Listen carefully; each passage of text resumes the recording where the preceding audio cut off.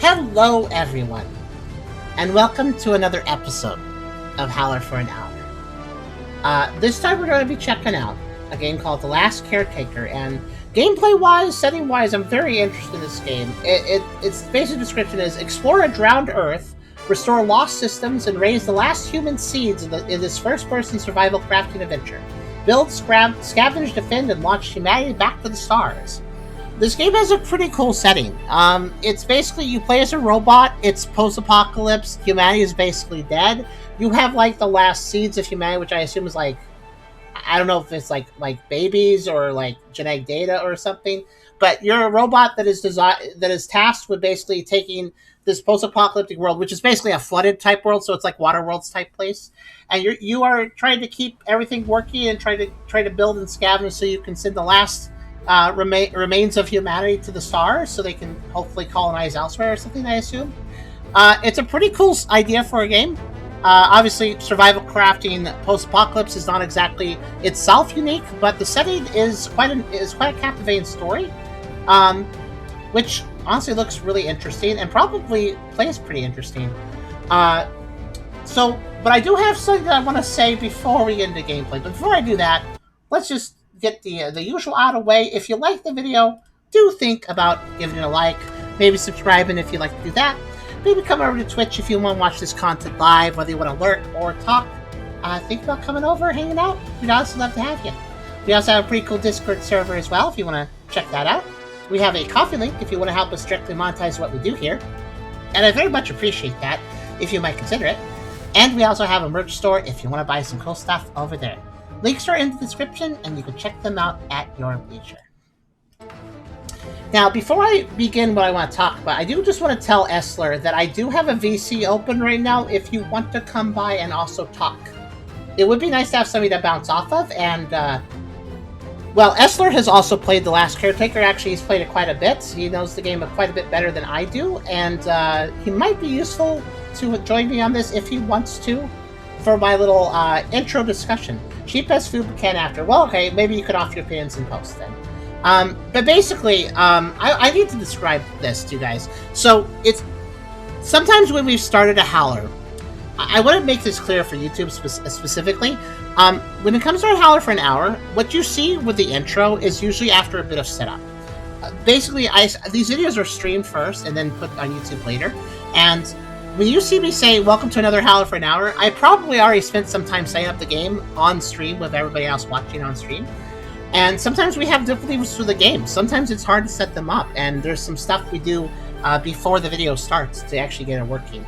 And I have some backstory with this game too, both immediately in this stream that we've been having, but also just longer term as well.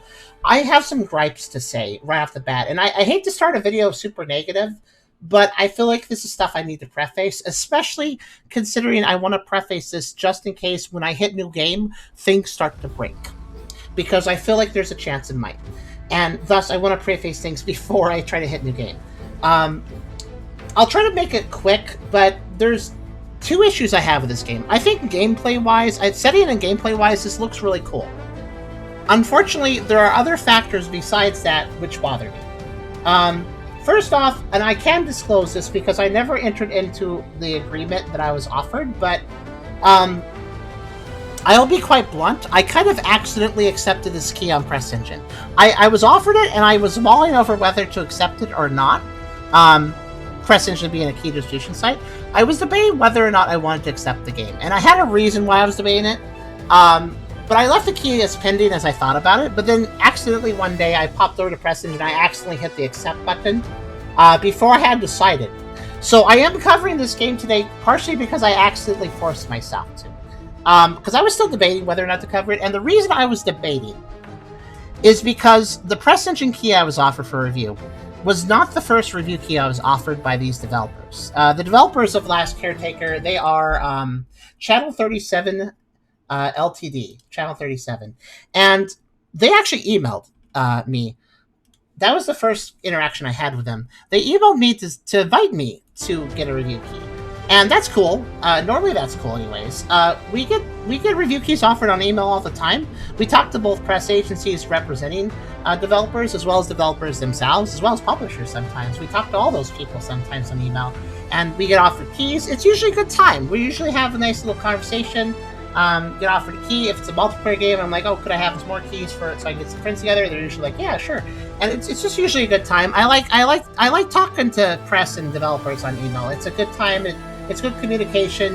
You even get to know people sometimes. I know some people from press, some of the press outlets that reach out to us do so for multiple games because they represent a lot of different games. So I've actually gotten to know some people at these PR agencies. And they're pretty nice, like by name and stuff. Like, it's cool. It's a good vibe usually. But it wasn't a good vibe when Channel 37 reached out to me. Unfortunately, it wasn't a good vibe. At first it was. They reached out to me, they emailed saying like, hey, we'd like to have you as a creator. We'd like to get you on the creator program and give you a key and you can play the game and stuff and review it. And at first I was like, cool, that sounds great. And I was like, okay, let's see what this creator program's about. And I believe there was a non-disclosure agreement if I had agreed to the if I had agreed to the plan, there was an NDA. I couldn't talk about this. I did not agree to the plan, though. I did not agree to the creator program agreement. So I am able to talk about this because I did not enter into an NDA, just to be legally clear about that. Basically, the creator program, I didn't like it. It basically said that I would get a special role in their Discord, and then I get some perks here and there.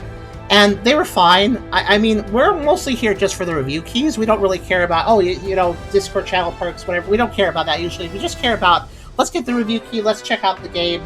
If we really like the game, maybe we'll continue to work with the developer on other things, on some cases. But generally speaking, we're just here for the review key and covering the game and getting involved with it that way. But the creator program offered all these perks. But the problem was it demanded a lot of the creator. That is to say, the YouTuber, the streamer, basically the people they're reaching out to like us. The requirements, I don't really quite remember all of them, nor do I really want to get into specifics because I feel like that would bog this intro down even further. But suffice to say, the creator program demanded an awful lot of the YouTubers and streamers and creators. It demanded so much that I considered it really unreasonable. And I actually emailed them back and I was like, I don't really like this creator program. And I'd love to still get a review key. I'd still love to review your game. I just don't want to be a part of your creator program. If we could just do a review key, I'd be happy to invest myself into doing a review of the game. And I don't think they ever got back to me. They did get back to me when I showed interest in the creator program, but the moment I said I'm not interested in the program, I don't agree with its terms, but I'd like to just do a review key, not do a whole program. They then ghosted me, and they didn't respond at all after that, which kind of sucked. I didn't appreciate that. They were talking to me, but then the moment I said I didn't agree to their terms, they just ghosted me. So that kind of sucked. I would have at least liked a professional saying, okay, sorry, we don't want to do that. Have a nice day.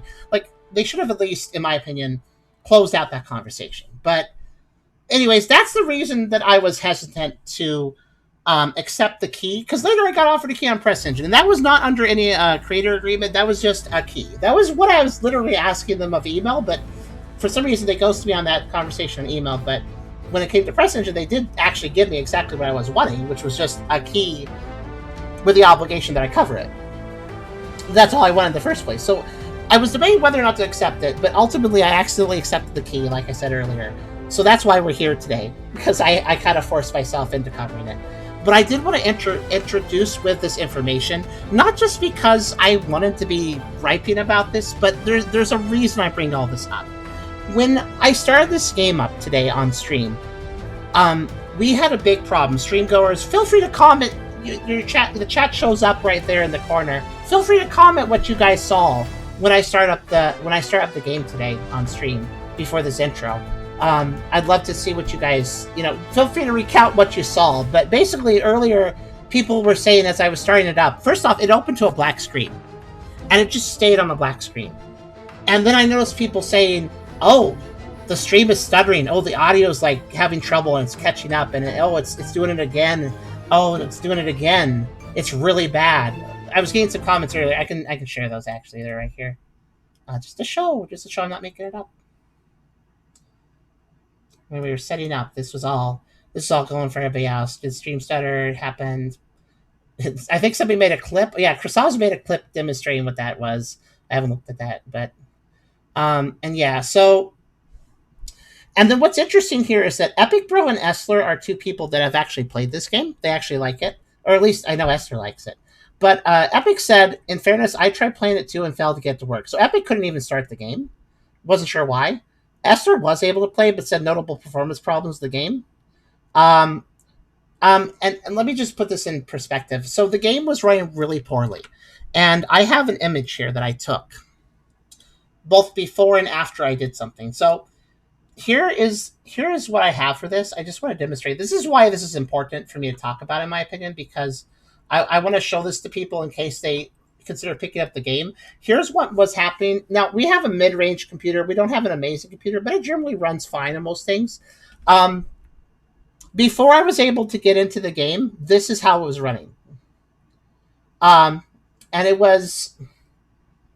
I actually took this screenshot of Task Manager like a couple seconds after it had actually said 100%. It was actually at 100% at one point, and then it dropped to a much less, quote unquote, less 90% of my CPU usage. Obviously, I still hit 100% CPU because of other things, but yeah. So that's how the game was starting, and that's why the stream was stuttering. And what I ended up doing, this is what I had to do to start this game up. It was not starting while I had the stream running. So what I had to do, I had to tell everybody on stream, give me a second. I got to stop the stream for a second. And I turned off my broadcaster, and I closed a few other things, and then I started up the game again by itself. And that let me get to the title screen. And it let me adjust the settings. And it after I adjusted the settings, here's the result after adjusting the settings, just by comparison. This is what it switched to afterwards.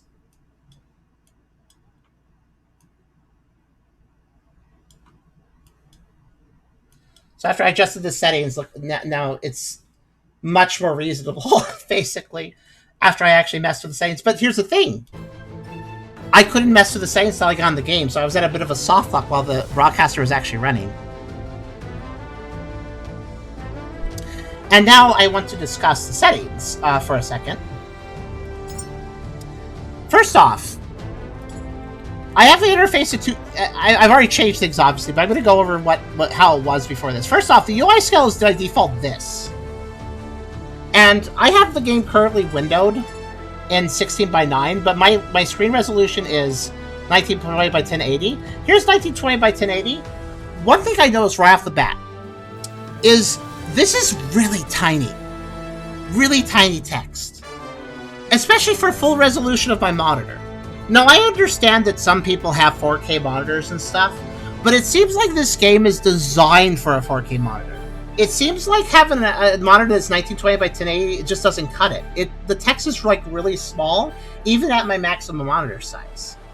I'm going to go back to 1600 by 900 because it probably runs better, just safer. But now you can go over here and increase the UI scale by, you could do 20%. That's all you can do. So that makes it a bit bigger. Makes it a bit bigger, but still super tiny. So I'm getting the impression they designed this game for 4K monitors, which kind of sucks, actually, or above. Esther said I also had to reduce settings to actually play it. My computer isn't brand new, but I rarely ever have to reduce settings on games. This game's... Okay, let me explain. I'm not going to change the settings back because I don't want to die, but I will explain how everything was set. So, when I loaded the game, before I was able to change anything, the game loaded up with... it was full screen, maximum resolution, that's not crazy. VSync was off, because of course it's off, right? The games that run bad always have VSync off by default. Frame rate was unlimited, so I was trying to do unlimited frame rate, which causes a lot of problems with the computer sometimes. Unlimited frame rate can, in some games, absolutely dump frames and just ruin your performance. Anti-aliasing was maxed out. I have resolution scale at, you may notice I have it at 20% right now. It was at 100, of course. I have it 20 right now. Over in graphics, motion blur was like 50% or something, because of course. Graphics quality was like maxed out, I believe. And yeah, I don't understand why games start with maximum possible settings. Like, if your computer can't run that, how do you even get to the options menu, right? Well, I managed to get there, and things are better now that I've lowered things, but... Blah. Anyways, yeah, I'm sorry for being so negative in this intro, but yeah, I don't know how I feel about the creator of this game. Their creator program wasn't, in my opinion, fair to creators. And also, it seems they designed their game to be maximum performance, and not maximum like quality and minimum performance. It feels like a developer that's focused on how they want their game to be specifically, and not focused on. I guess the reason I bring up the creator program thing is this: both when it comes to their creators and their players, it kind of feels like they want things a certain way, and they want the creators and players to just go along with it. And I'm not a big fan of that. I'm not a big fan of that kind of personality type. Like, I know I can't judge a company as a whole for like its, emotional behavior, or like how it's acting necessarily, but I feel like the people in charge, I don't know if I necessarily agree with their business practices and their development decisions. So I need to express that right off the bat, because I definitely didn't feel necessarily comfortable as a developer, even though I think that the game they made is cool. But you need a good computer to run it, probably. But I think we have it set where I can play it. I don't know. I haven't hit new game yet. But I needed to preface all this before I did. So if we do hit new game and it doesn't run well, and like I stutter or something and it's hard to even understand what I'm saying, I have said this in the intro so that you have it before I break the game. Basically, before I break the computer. Hopefully not that bad, but all that being said, I think Esther will join the call I'm in, and he can discuss a little bit more. Epic, what was your experience, by the way? You never even got to the start menu. So, you said you never got to the start menu, Epic. I was struggling to get to the start menu with XSplit open, with my broadcaster running. It didn't seem to be able to get there. I actually closed not just the broadcaster, but I closed the entire browser setup I have to watch the chat as well. I closed all of that out before starting, just because I was like, yeah, well, this will help it start up. And it did eventually start up by doing that, so... But hello, Esther. Me. I mean, we've played some games that run bad. It's not like that's exactly the most unusual thing, but... It is notable when a game not just runs bad, but seizes up 100% of your processor for something. That's not good in my book. I mean, they have a benchmark here, which I'm sure helps you test this sort of thing, but Catch-22. If all the settings are maxed out, how do you get to the benchmark? Like, yeah, Esther, what are your thoughts? Do you remember anything additional about the creator program thing? Because we had a discussion about that. I hit the game. I don't remember, like, all of the terms, but I just remember, like, you had to make content constantly. Right, it wasn't just one video. I had to keep making content on the game if I wanted to be on the program. And that was very strange. Yeah. Like, if you wanted to get a key for the last caretaker, you had to, like, commit yourself to being the last caretaker streamer. Yeah, you basically had to dedicate multiple streams to it, and that's a little unreasonable. And it sounded like for long term, too. And as I expected... I don't think they put, like, an end date on that. No, they didn't. There was no end date. I remember that. Also, yeah, we're having our VTuber freak out a little bit. Okay. Man, DOS command prompts are really GPU intensive. I understand entirely why it was struggling there. Like... Oh, no. Imagine if DOS computers were that intensive on their command prompts. My goodness. They wouldn't be able to exist. They're a sheep, though. Yeah. The game starts you out right in the most important room of the game. The room with sheep. Well, then I guess I've already seen the best part of the game, which... Good. If it crashes, I've already seen the best part. So, yeah, I have things as probably as low as I can feasibly go. I can lower things down to 12A720, but I will suffer. This game's UI seems to be built to have a 4K and above monitor. If I make the resolution this,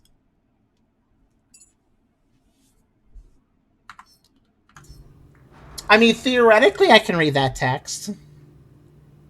Can you guys read the text? Look at the left. Inventory, tools, skills, enhancers, build. I can still read it, but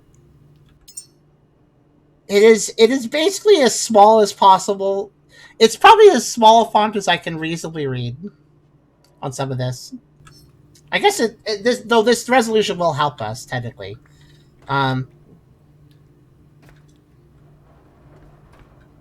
again, as I just want to close out that other discussion by just noting again, there was an NDA on the creator program, but I didn't actually join the program. I looked it over and I didn't like it, so I am not under any NDA. Just to be clear, I did receive a review key. The review key did not involve the NDA either. The only thing the review key involved was an embargo for covering it, which I'm already passed. So I am free to speak my mind. There is no legal reason I can't. I can grab it. Do I have a flashlight? I don't. Okay, so we got a holster with 2 guns, grenade, and something else. Action bar that can hold 4 things. Equipment, which... Oh, I do have a flashlight. Oh, a torch. My bad. You Europeans. Those are sure some reflections. Actually, what is this running in? 1 second. What is our culprit today? Is it Unity or is it Unreal? I'm gonna assume Unreal, but I didn't see Unreal as an option for like the graphic settings. Usually the max settings are called Unreal or something. Oh, yep, no, yeah.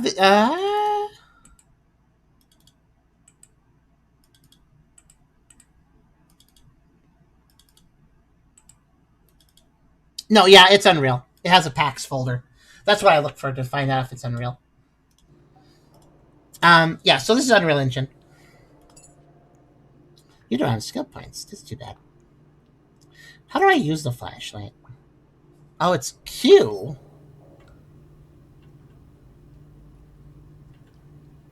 Oh, wait, I think I have to hit 6 first. There we go. Wait. Q does nothing, even though it said Q. What? It definitely says Q. I know the text is small, but... Okay, Esther, could you explain why Q, it says Q for the torch, but that doesn't work? I might need power. But I can use it with 6. I just don't like hitting 6. That's no. a really far away button. I don't like 6.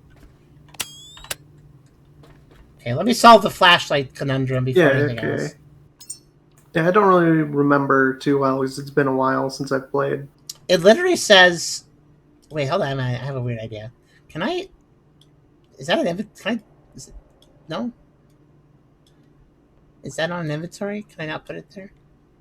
That's your action bar. I want to remove it from the action bar? Because that might be the problem. Can you right-click it? Is this not my inventory here, up here, where I'm dragging it into? That's your inventory, but it's your... Like, your action bar is a separate thing. I want to remove it from the action bar and put it in the inventory, though. Did you try right-clicking? Oh. Okay, that did. Okay, so now that it's not on the action bar... No, Q still... I was wondering if the 6 key was overriding the Q key. Okay. Torch, common equipment... If you hover over it and press Q, does that do it? Okay, I just right-clicked and pressed use. That works. So, wait a minute. So this is a functional torch in the equipment bar that I can use from the equipment bar. It's not on the action bar, notice. 6 doesn't... Okay, so... It definitely says Q use. I don't know if you guys can read it, but it definitely says Have you pressed Q while holding over it? Oh my god. If I open the inventory, hover over the torch in the equipment bar, and hit Q, I can turn it on. And if I open the inventory, hover over the equipment bar, and press Q, I can turn it off. But I must open the inventory and hover over the equipment. I must do that. Why? Why? What is this? What is this? What is this? What is that? Otherwise, you have to use it from the action bar and press the action bar button. But the action bar is locked to 5, 6, 7, 8. Looks like. Are you not able to change the controls? I guess so. That is weird as heck, though. Why is there a hotkey for that, but only if I open the menu? What? That's so strange. I'm guessing never Q had is a just problem the use with key. it, but that's just because I have my mouse buttons. I mean, I guess I could put on the mouse button, but I'd have to change the entire hotbar slot to that mouse button, I think. Like, I will have to have my hotbars be like 1, 2, 3, 4, right mouse button 5, 6, 7, or something. This is why you have 12 mouse buttons. No, that's too so many. You can just press all the buttons. Yeah, so basically, action bar 1, 2, 3, and 4 is set to 5, 6, 7, 8, which I understand because 1, 2, 3, and 4 are your holster primary, holster secondary, holster throw, and holster consumable. That's what that is. Okay. Melee is C. Oh my gosh.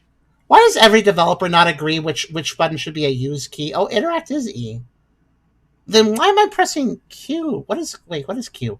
Q is drop.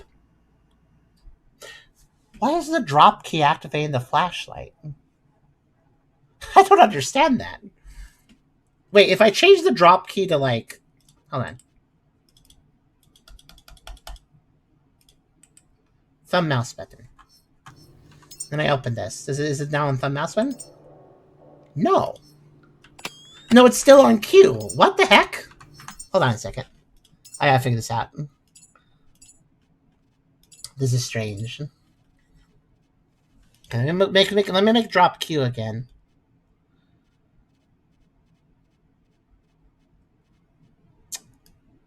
So I guess that Q prompt, I can't tie a button to that to change what that Q prompt is. Not that I really would benefit from changing it, but okay. So I guess I gotta take action bar, and I'll introduce an extra button for that. So, okay, and then no, oh wait, I need to put it on. So that'll pull out the ridge now. Yeah, that will. Okay. Let's see.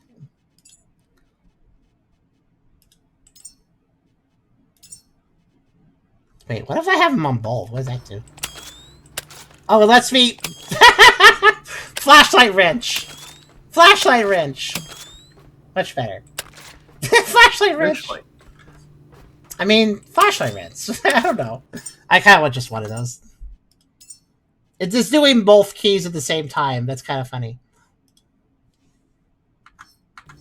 Okay. There, now I can do flashlight. Which lets me actually... I do as a power bar. I can't really see move because the screen's too small. What am I doing when I grab this? Am I moving this? Grab mattress. Oh, I can. Alright, cool. Does this imply that as a robot I was sleeping? Is that necessary? Oh, does the flashlight have a battery? I can't tell. I think it does. Oh, there's a light switch this whole time?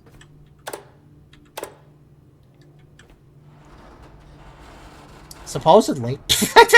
Maybe it doesn't work. Okay, let's see. This looks like a really old computer. Wait, why if okay, so if I approach the object with a flashlight, why is there a dithering effect that makes it impossible to read anything? Look at the keys. Look at this. What's going on here? I was trying to like just simply read Data Core Pet 2001. What's that? The filters to make it pretty. I couldn't even turn... Yeah, I would have turned them off though. I could have, but I already went through all the filters and that's not turn offable. This is very dark.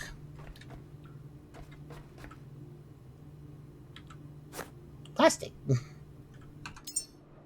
Okay, now I see how my inventory works. Okay, let's leave the room, I suppose. Fix the check. Can I open this locker? Can I loot stuff out of the lockers? Is that a thing? I'm going to turn the sound back up because now the game's not playing loud music on the title screen. Heck, just all the way. Why not? If this is too loud, we'll find out.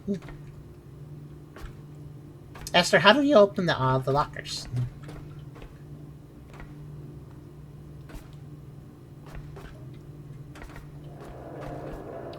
I don't recall if you can. Oh no, not again. Sorry, I'm just... Do you guys remember the game Captured? It was an insane, like, where you had to manually open every door of a mouse drag. Yeah. Yeah, that's a thing. Yeah, that's a thing here. Oh boy. It's dark and quiet now. Yeah, it's real great. But it doesn't have to stay It does not get tiring at all. The power. Bring this place back to life. We noticed that... Okay, I'm gonna break boxes, I guess. We noticed that it's a lot of devs that are like, I want my game to be high fidelity and immersive and stuff. Those are the devs that are like, you need to drag the bars and open doors slowly. Amnesia pop... So, listen. No shame on Amnesia. Amnesia did that first, you're right. No shame on Amnesia. Amnesia was a slow-paced horror game where you had to, like... Where you had to be like, oh no, I gotta get away from this thing. And then, like... So that actually adds a good reason for the door thing in Amnesia. Because, like, you need to, like, get away. And it's like, oh no. So we have yet another developer that doesn't understand how flashlight glare should exist. So here's the thing about video game flashlights. When I use a video game flashlight and I shine on something, I expect to be able to see it. But unfortunately, Unreal Engine and Unity too sometimes, but Unreal Engine has a lot of glossy effects. And what ends up happening with Unreal Engine games is if you use a flashlight in an Unreal Engine game, a lot of times they will... Broken mosquito. A lot of times, if you try to use a flashlight on a Unreal Engine game and then you shine on any of the many shiny surfaces, it'll just create a bunch of glare. And unfortunately, that can happen on things like posters and stuff too. Whoop. So this is a video. So basically, the flashlight is useful only at a distance. If you approach, you can't read as well. Extract, refine, refuel. Sounds like a EXO. It kind of sounds like an oil refinery.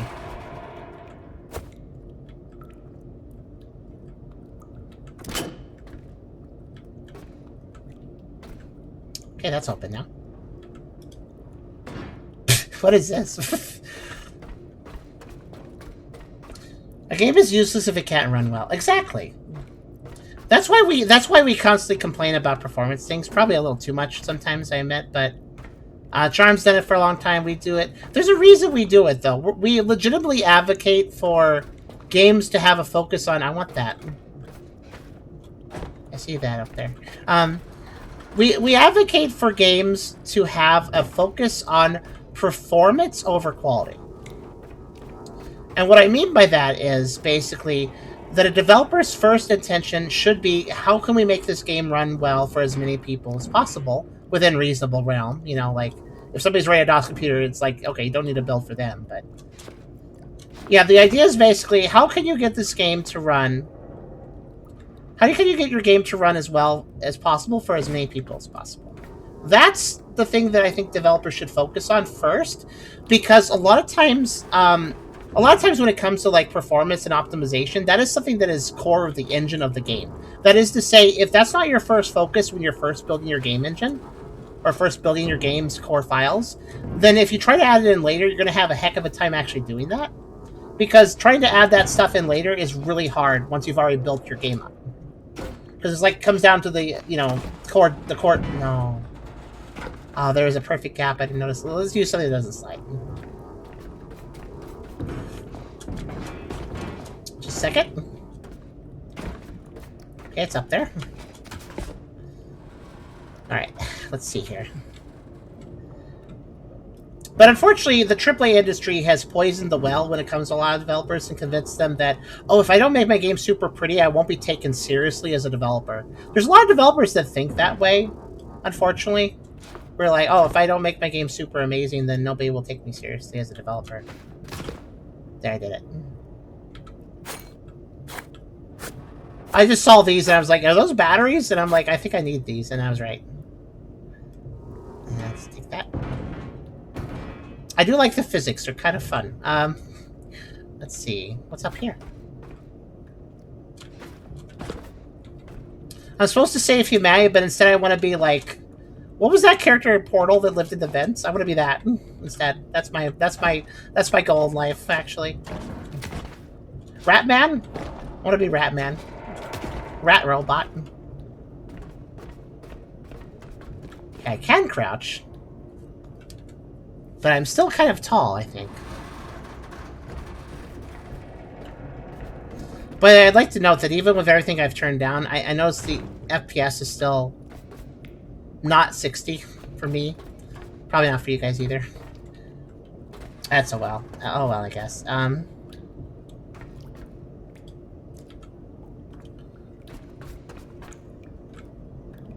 I mean, I do appreciate they hit a secret up there. That's nice. I like that.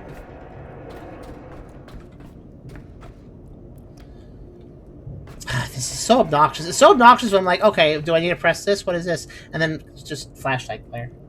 It's not just flashlight glare, though, either, because there's like this effect where it's like... I don't know what this is. It's like a weird dither. Anyways, I guess I can't press that? Alright. Can't open that. Open this, though. I think the annoying thing about the grab doors is, like, when you're going through a door in a video game, don't you want to, like, look towards the room? But when you come to a door like this, it's like, instead of looking towards the room, why don't you look to the left, grab, then look to the, come out, and look to the right, and then look way to the right, and now you can look back towards the room and enter. It's just, like, such a waste of time. And also, like, what if there was an enemy in here, and I'm like, I'm not going to look at the enemy as I open the door, like this guy.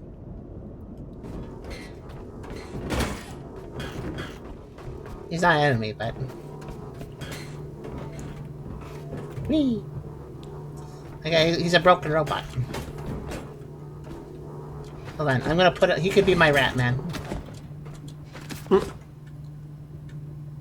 Yeah, rat. Ah. He's full of valuable resources. Is he? How do I get him? Yeah. You gotta be able to salvage first. Do I just throw him at a wall until he breaks? Let's see. Nice handstand. You gotta get the salvaging tool. Okay. Oh, okay. Let me pull this out. All right. Let's. I don't know how this works. Let's use it. Also, you're close to death. What? What? You have 10 energy left. Oh.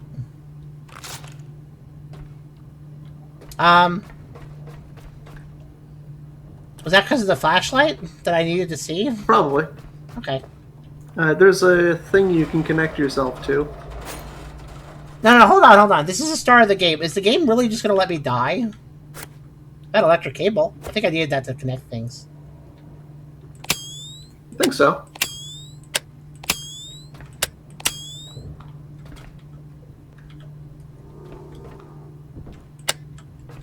And I'm just going to see what happens here. Because the game... Okay, now I'm getting a low battery warning, but, like... Okay. So, at the start of the game, before I know what's going on... Oh, yeah, I can't use the flashlight anymore. So, at the start of the game, before I know what's going on, I can just die. Oh, yep, you're losing health. So... Basically, they threw me into the game, and I'm not allowed to, like, rubberneck and learn my environment first? I have to, like, rush or something? Anyways, I'll recharge myself, I guess, but... That seems kind of lame. Yeah, I'm losing health, you can see that at the bottom. Like, it wasn't even... Like, I wasn't even clear that I had an energy bar.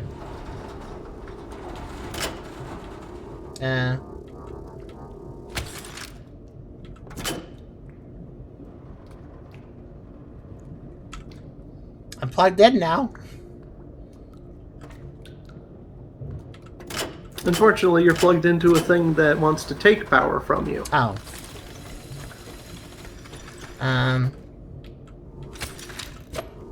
The battery was on the other side. Well, I'm glad I figured it out, no thanks to the game. If you hadn't said that, I wouldn't probably figured it out. Okay, I'm charged now. Minus 250 watts an hour, I guess? So if I turn this on, it's minus 1.2. So yeah, the flashlight drains a fair bit more. Well, that's alright. So, what happens when you die, Essler? I assume you know what that does. I'm gonna leave this here. I don't recall. How do I not have this attached to me anymore?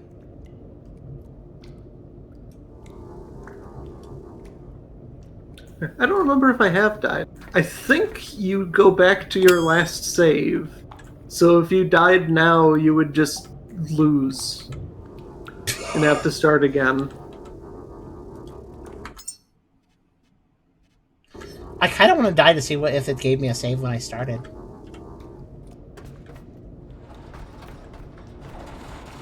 That's pretty bad. Wait a lot longer now. That's pretty. No, I won't take that long. That's pretty bad onboarding, though. You gotta honestly. Actually, if you go forward, you can gain experience to get the salvaging thing, and that uses a lot of energy. By the way, I asked a question. How do I not have this stupid cable? Oh, there. It was attached to me for the longest time. I don't even know how I detached it. I did now, though, I guess. Yeah, there was some button to spool it up again. I don't remember what it is. Spool? Oh, yeah, there it is. You can hold Q. Oh, yeah, because I was like, can't I go back in the inventory? Wait, there was more of them, wasn't there? Did I already pick them up? Did I have the other ones?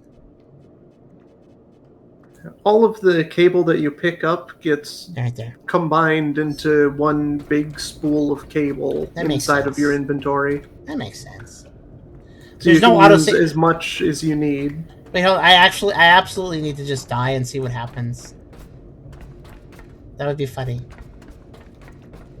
It's not even that much. Yeah, saves are manual. You have to go to a save place to save. Listen, I understand. I'm okay with the idea of like you constantly running out of power being the main gameplay mechanic. I mean, it worked for Chibi Robo. It worked for Chibi Robo. I think if you plug yourself into the thing that says connect cable, you will have the option to set the polarity of your cable to only drain from you instead of equalize. And that might rapidly take all of your energy. Oh, that's what it wanted me to do. I was very confused. Brings us closer to reclaiming our home. Okay, I figured it out. We've lingered here long enough, Caretaker. Head to the docking hangar. There's something important there, waiting to show us. Because if you look at either end of a cable, you can choose whether you want it to be an input, an output, or equalize. By the way, I would have figured that out sooner if the environment wasn't ridiculously dark to start out with, because I was figured instead of doing that, I thought I was like missing something. Okay, can I charge the robot as well, or?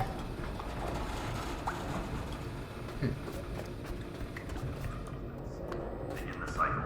Keep the flow steady. Carry on, Caretaker. What? Who's talking? Grow, sustain, and deliver. Lazarus pods require constant supervision. Confirm water supply. Confirm electrical flow. Ensure nutrient delivery continues without interruption. Growth must not pause. Each pod carries one human seed. Memories stream during growth shape traits. Food defines strength and body. Water and electricity keep the process alive. Surface conditions remain unstable. Human presence. What is a human seed, anyways? Are they being metaphorical or literal? I think it was literal. I never actually got far enough to use that. Oh, I thought you were playing the game quite a bit. Did you never finish it, or? No, I never actually got to the point where you do the thing that your entire purpose is.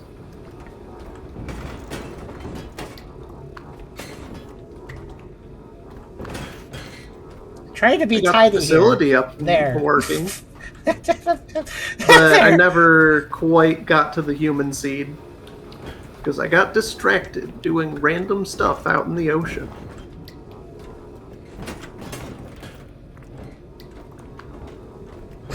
Leg first, help me. Oh, what did I do? Well, let's just go with that, sure.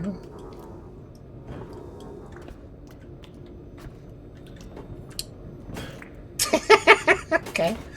I don't think he's broken anymore, guys. I've restored locomotion to the robot. Well, this looks tidier, I guess.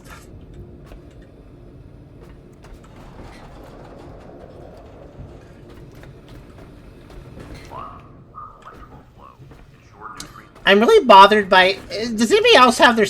I'm kind of curious. Does anybody else see these lockers and think you should be able to open them? It's Tommy. Let me put him out here so my flashlight doesn't like make it hard to see him.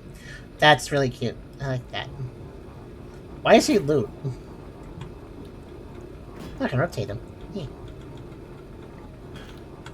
And we got him a Zelda item there. Now he's a Zelda item. But yeah, look at this is a good demonstration of why Unreal Engine is stupid. Look at Tommy. Look at how shiny and look at how many shiny little details go through every little bit of his scale pattern. You see that? You can see it in the light really easy when I do this. Unreal Engine is so unnecessary. Unnecessary is the best thing to describe the real Unreal Engine as. Caretaker, systems active.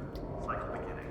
Your mission remains the same. Can I use the computer? Deliver. Lazarus I guess pods not. require constant supervision. Confirm water supply. Confirm electrical flow. Ensure nutrient delivery continues without interruption. So, is it possible to open the duffel bag and get its contents? Pod carries one human seed. Memory stream during growth shape traits. Food defines strength and body. Water and electricity keep the process alive. Surface conditions remain unstable. Human I guess the answer is no. But your task does not change. Maintain the pods. Yeah, I think it's just a thing to salvage for cloth. Will not remember you. They will not thank you. Okay, given this is a survival crafting game, I am like losing my mind over the fact that there is a locker with a handle and I can't do anything with it. Begin the cycle. Like, what survival crafting game with lockers uses the lockers as decoration? Like, no, that's like... Lockers are like 101 survival crafty game resource container. Alright, let's see. What else? I am... How much battery did I start the game with, by the way? Hold on a second. I'll answer my own question. Send feedback. Playtime since the last backup, 28 minutes. Okay, there was a backup at 28 minutes. So probably right when I started, right? Let me see. Probably. That doesn't technically count as a save if it's literally at the beginning of the game, but... Yeah, it was right at the beginning. Okay. Lessons learned. Okay. So yeah, if I had died, I would have just restarted from the beginning. Unless I had learned to save, of course. Which... I actually don't know how to save. I just realized I don't actually know how to save. That is still a mystery. Don't worry, this will only take me a second. It's dark and quiet now, but it doesn't have to stay that way. Reconnect the power. Bring this place back to life. I knew I could do it. I'm gonna guess I can use these batteries to recharge myself.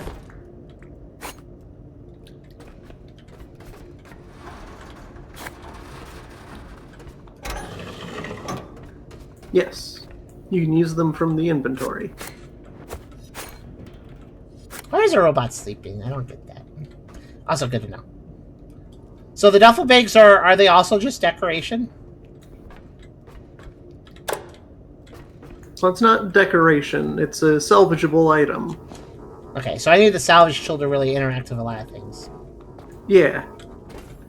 What do you mean? Put you back on the shelf.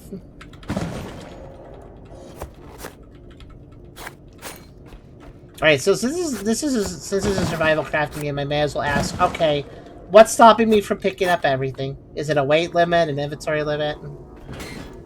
It's a weight limit. Okay. If you have too much stuff, you'll go slower and you'll use more power. That makes sense. I must shelf. Though I will never repeat the perfect shelving I did last time, sadly.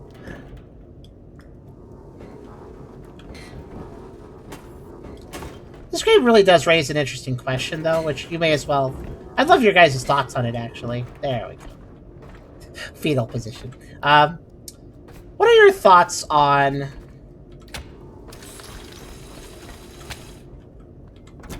Good work, Caretaker. Every restored connection brings us closer to reclaiming our home. What do you guys think about a game that is worth playing, but you don't like the developer? Caretaker. Head to the docking hangar. There's something important there, waiting to show us our path. Like, if you don't like the developer, would you still play the game if it's interesting? One human seed. Memory streamed during growth shape traits. Boost divine strength and body. Given earlier conversations, you can kind of guess why I would be asking this open-ended question. I'm actually just curious about other people's opinions.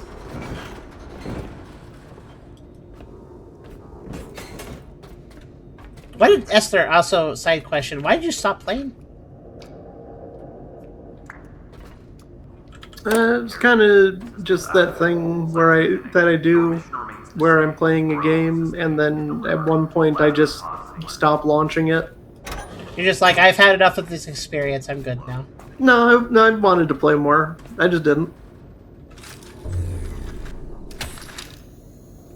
Wait, I don't need to unplug this, do I? I can a little crisscross. Yeah, there's 3 outlets there.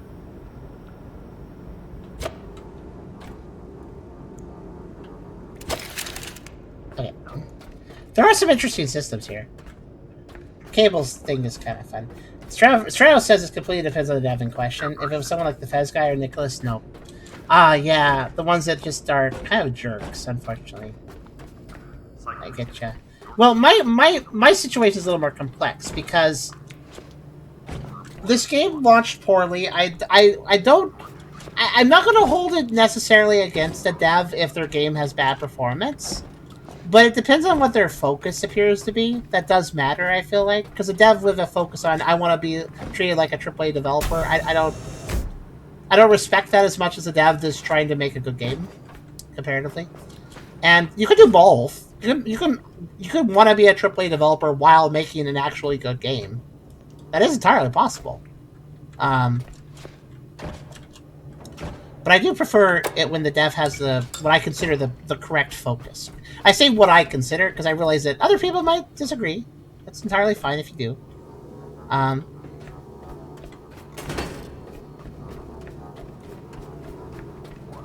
Yeah, the main thing that makes me ask this question is not the fact this game has some trouble running, and the fact that Epic bought this game and tried to play it and couldn't run it at all. That's pretty sucky.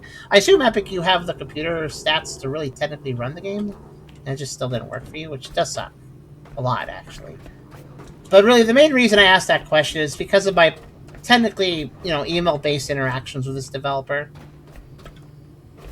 Their creator, basically, it isn't just I'm not saying this because I had a bad experience with them. I'm saying this because, in my opinion, their creator program asks a lot of their creators. So anybody who agrees that program is suddenly forced to do an awful lot of the last Caretaker streaming, and also they have to follow specific rules. There was like a big list of like, you can't do this, you can't do that, you must do this, and it was just like such a demanding list.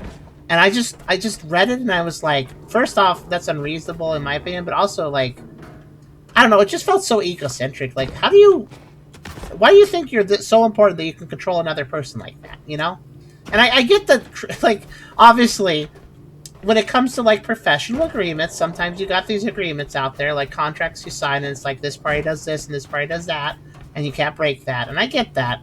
But, like, it just felt way too unnecessary, unreasonable, and it made me distrust the company. Because I was like, wow, they're really demanding a lot of people, and they're not really giving enough back to really justify it. Like, maybe I would understand it if, like, there's all these weird demands and stipulations, but also they'll pay you $1,000 a month or something. Then I would get it a little bit more. But that wasn't the case. They weren't paying a penny. All you got was a game key, which, that matters a little bit. But you get a game key, you got a Discord role, and I think they said something about, like, later perks or something. Like, they were implying there would be maybe some perks later, but they weren't offering money. And I think money is the main factor, I think, where it becomes fair to start making a bunch of weird demands. Like, if you're going to make a bunch of weird demands but also offer somebody money, they might have a reason to go like, yeah, that's okay. Because if money's involved in it, it makes a little more sense to make the weird demands, I think. Obviously, you have to be paid enough for it to be worth it, but more than $0, I would say. Oh, teddy bear.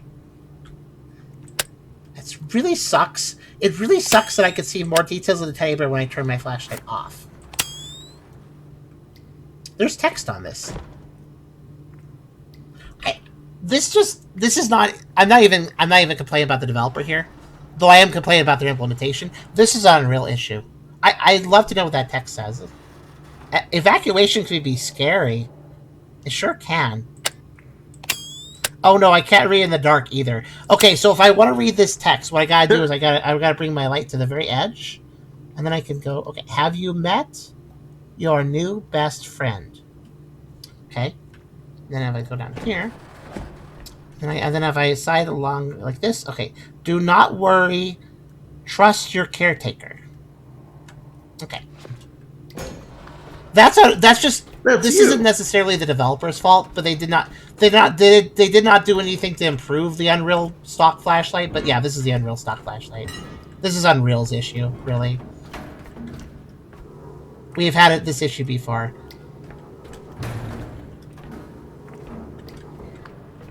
Also, Soul says my PC is pretty mid. Meow's like an angry woman. What does that mean? What does that mean?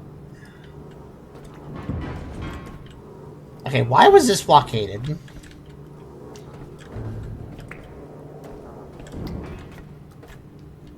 I'm gonna find out.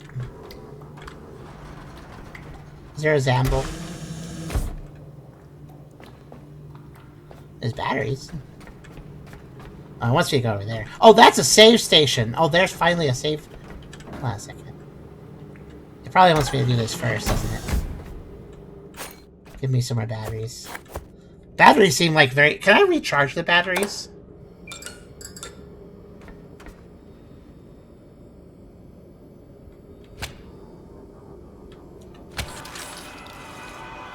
Healing station.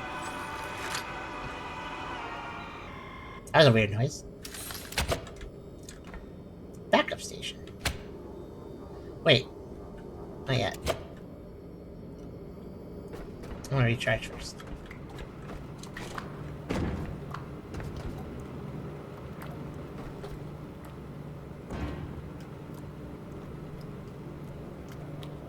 Sorry, I just hear dripping. I'm trying to figure out where it's coming from. Where's the leak?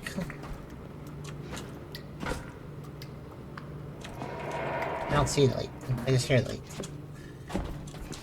It's so Unreal, lol. Exactly, Merle. A lot of video games have Unreal moments or Unity moments because the devs of a lot of games don't actually change how those engines behave with certain things that are just little annoyances we always see on them, basically. It can sometimes be a lot of work to actually fix those things. It's more Unreal's fault. Unreal needs to fix it for its developers, in my opinion, but... okay, there we go. I wanted to save with a full battery. By the way, we'll go a little bit longer past the Howler, so we can actually see more of the game. I realize I've been a bit of a negative Nancy on this one. Okay. I do apologize if that bothers anyone. You have to understand that me being a negative Nancy was actually part of the reason I was mulling over whether or not to accept the key for this game. When it did come in after, later on Press Engine. Like I said earlier, I accidentally accepted it, which means I do have to cover it.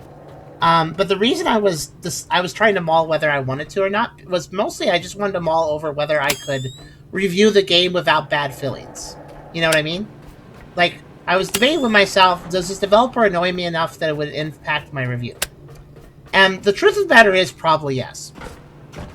But that's why I was actually not accepting the key. At least I was letting it sit until I decided, like, I was going to see, like, okay, maybe if I wait a little while, I'll feel, like, more chill about it, and then I can accept the key and play it without talking about it. But, well, like I said, I accidentally accepted the key, and then when you accept the key on Press Engine, you have a deadline. So, at that point, you know, I'm indebted at that point, so...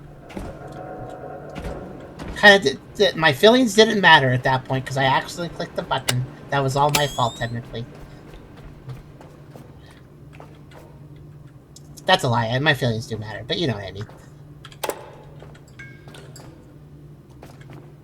Elevator. I like that. Like, this is like some people just hang out on this lounge and just with a battery. Is that what they're drinking? Post-apocalypse, all you can drink is battery acid. That's all. That's the only drink remaining. That'd be sad. That would also hurt. Let's see. Hands together. When gravity fails, hold on to each other. What? Aren't we on Earth? Why would gravity fail on Earth?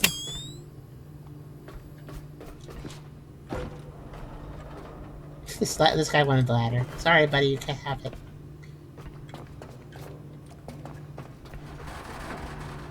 Let's see. Also, yeah, Epic said PC's pretty mid.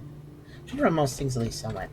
Like, not like nothing. So it looks like Epic, if you had been able to just struggle to the title screen, you could have actually lowered things to make it somewhat playable. Like, I have I feel like, what am I operating on? Hold on a second. There's actually a button for this. Where is it? Oh, by the way, there is an autosave, actually. You were not, that's not true.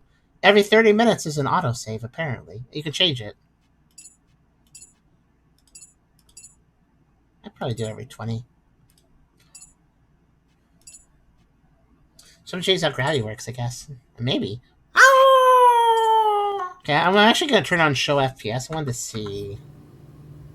Oh, that text is very tiny. So if you want to know, I'm running between 30 to 40 FPS. It's kind of rotating between those.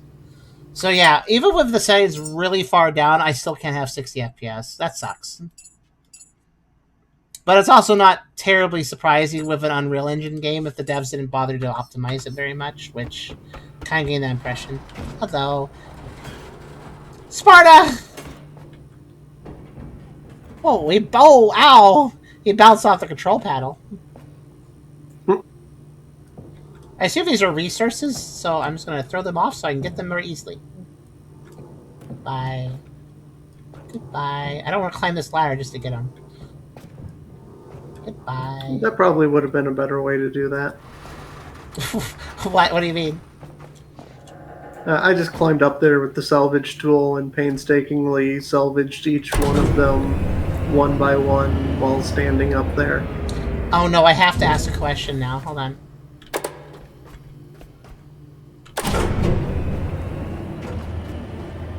I think I found a way to salvage.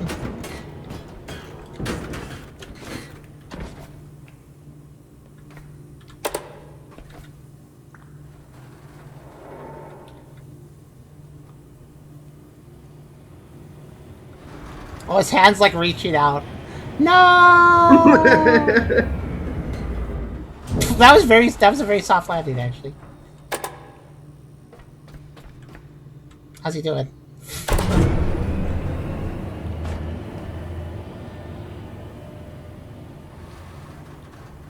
Huh.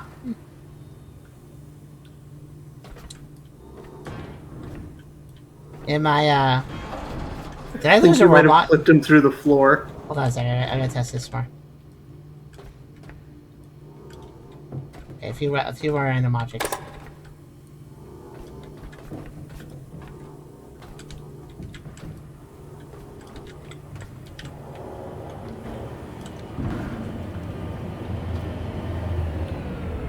I think it's deleting them. I think I saw like a little like fading out thing. Oh, those survived. Farrell did it. Okay, so this is a wonderful way to delete your resources. Yeah, that just destroyed them. Huh.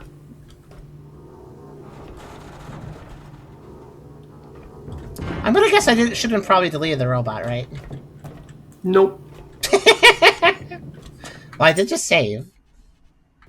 How do you load that?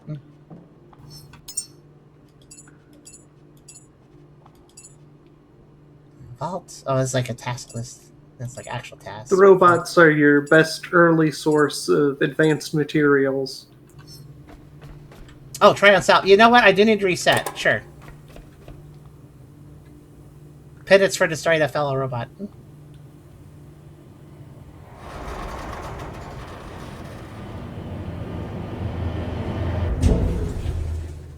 Well, why did you stop for the other robot then? Didn't care about them. What? It clearly didn't care about. It clearly doesn't care about obstructions. Well, that's lame. It should have killed me. It should have absolutely killed me. That would have been great. Okay, how do you load? Do you need to exit game? There's a load. I couldn't find any game, though. Just load here. I don't recall.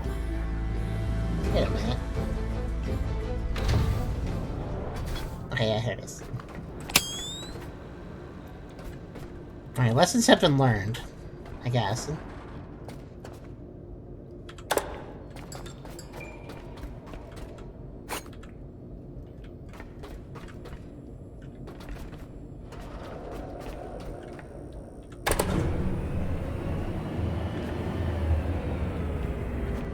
there any secret areas actually around here? There might be. Is there fall damage?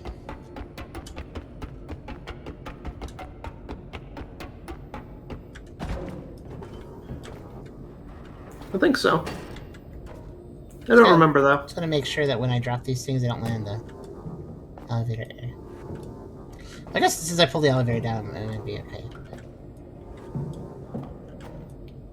I assume everything is a resource. Pretty much, yeah. Post-apocalypse, you Some got are more valuable than others. Yeah.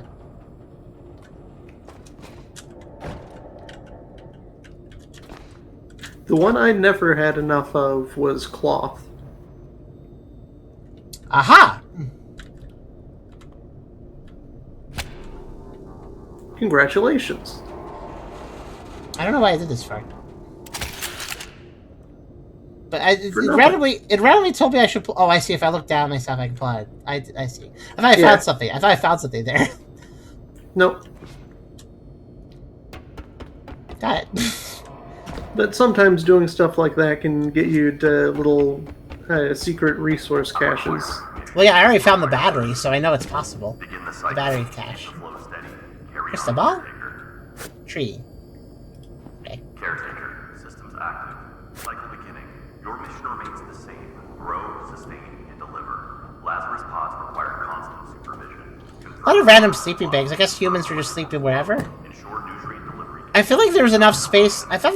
Why would you sleep here? Each pod carries one human seed. Like, there's definitely spots you could have slept like on normal solid ground. Still, Keep the process. weird place to sleep. But maybe that person was really didn't like people. Human presence absent. But your task does not change. Maintain the pods. Protect the racks. Secure continuity. The humans who grow will not. Sure, can I not break canon? Okay. They cannot exist. Did I just? Oh my gosh. Whoop. You require persistence. Ah. I was wondering if I got stuck on the pipes when it went all the way down. That's fine. Caretaker, systems active. Cycle beginning. This guy doesn't sound like he cares, by the way. Grow, sustain. Caretaker, do the thing. Save your bag. Anyways, whatever. Supervision. Confirm water supply. Confirm I mean, maybe he's being professional, but he doesn't. He sounds kind of bored. interruption. Growth must not pause. Each pod Growth must not pause. memory strength during growth behavior. Food defines strength and body. Water and Wait, these are gonna fall on other platforms. If I'm not careful. remain unstable. Human presence There, I did absent. But your task does not change. Maintain the pods. Protect the racks. Secure continuity. Humans who grow will not remember you. They will not thank you. But without you, They won't remember you. They won't thank you. Thanks for the motivation. What's this? Exo Standard. Sounds a little more important. New discovery. Oh, that's so hard to read. Let me. Exo Hall matte base, high vis edge stripe serial block hazard access applied by template. Do not stylize. Oh, it's paint. Okay, okay. It took me a second to figure that out. Yeah, okay. So we're very deep underground, I've realized now. Probably, at least. Either that or this is quite a tower.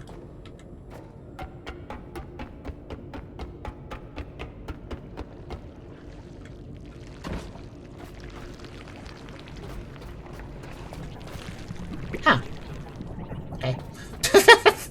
The octopus got in again. Alright, let's continue to drop things down. Whee!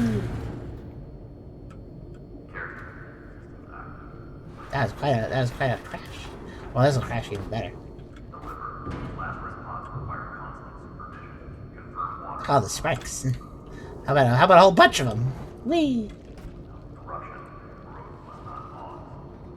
I like thunked right to the ground, actually. I was climbing with things.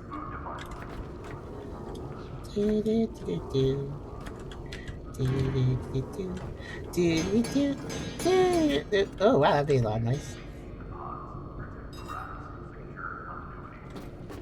Well, if I need to salvage any of these, they might be auto-salvaged by the time they land on the ground. In the sense that they'll be in parts, I mean. Hey, are you a cat? I mean, some people have said that. Ew, that bounced down the corner.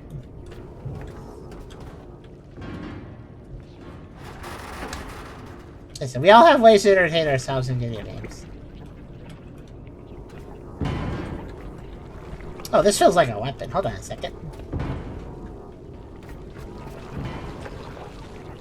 Bad octopus. Stop that.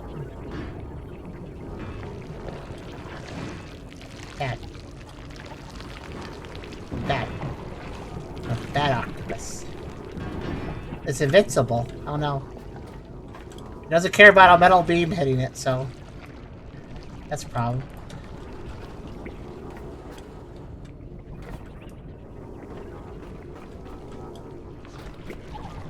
Considering hyenas are dog software and cat hardware, have you ever put a hyena on the counter and seen what they knock off? I don't think anybody's really done that. I'm sure this computer will be fine. Yeah, it'll be fine. I'm consolidating. Ow! Oh no. Table attack! Wait, I have an idea. There. Oh. Enemies.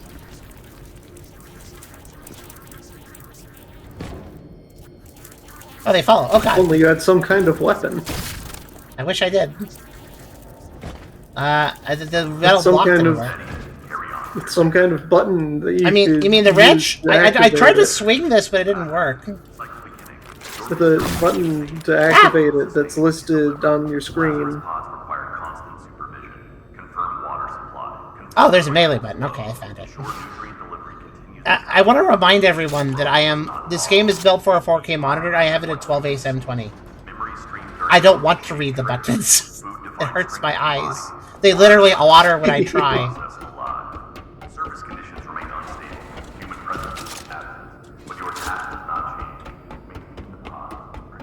You'd think you could attack with a wrench, though. Like, that feels like a better weapon, but... oh, I guess I am attacking with a wrench as long as I have it out. Oh, if I don't, I have a random crowbar that I didn't know... where did that come from? Where did that come from?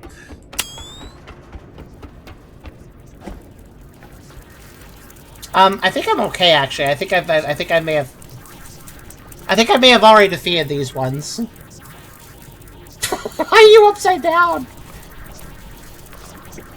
So I guess we're fighting robots as well. Yep.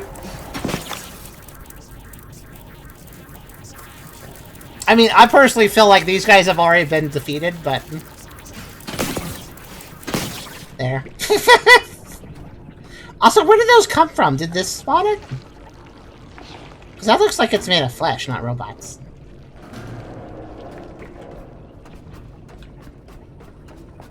Did you spawn this? Oh god, you did. Okay. Wait, why does the flesh thing spawn robots? Oh, they're not very smart, are they? Uh-huh. I think they're talking to me. Oh, it regrew. Okay. Wait a minute, is this infinite resources?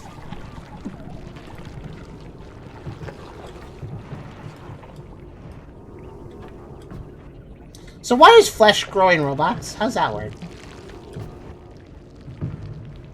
I don't know. You should know these things. Oh, okay. Wait, I'm confused. So this thing is invincible. When I hit it, it spawns robots. What should I do in this situation? Or will it eventually die if it spawns enough robots? Okay. These are very silly enemies. Yeah, so it just regrows. I mean, it doesn't... It's kind of not a threat for a second, I guess. I have to kill all the robots, so that's a lot more robots. Oh, oh, you just hit it again! Okay. How am I not having a Cuphead moment? Let's see. To be fair, though, I wasn't sure that melee in the second time would do anything. Power is low. Oh, yeah, thank you. Let me, Oh, you can throw items with... Ah. There'll be more batteries ahead. Whee! There's fall damage. You were I don't know how you didn't know that. I said I thought there was. Now to test the autosave.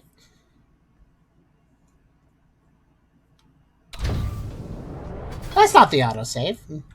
So, it says there's an autosave. Autosave 20 minute. Automatically save progress at set intervals. I'm pretty sure I spent 20 minutes doing all that stuff I was doing. I wonder why that didn't do anything. It'll tell you when it's saving. Okay. Maybe I was just under 20 minutes. That's okay. I can do this faster this time. I won't mess. I'll just grab the goodies and go. Let's see.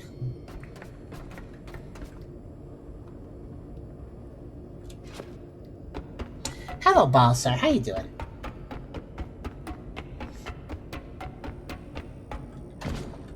I do feel a bit damned if I do, damned if I don't with the whole, like, do I drain my power faster or do I see where I'm going? That's my choice.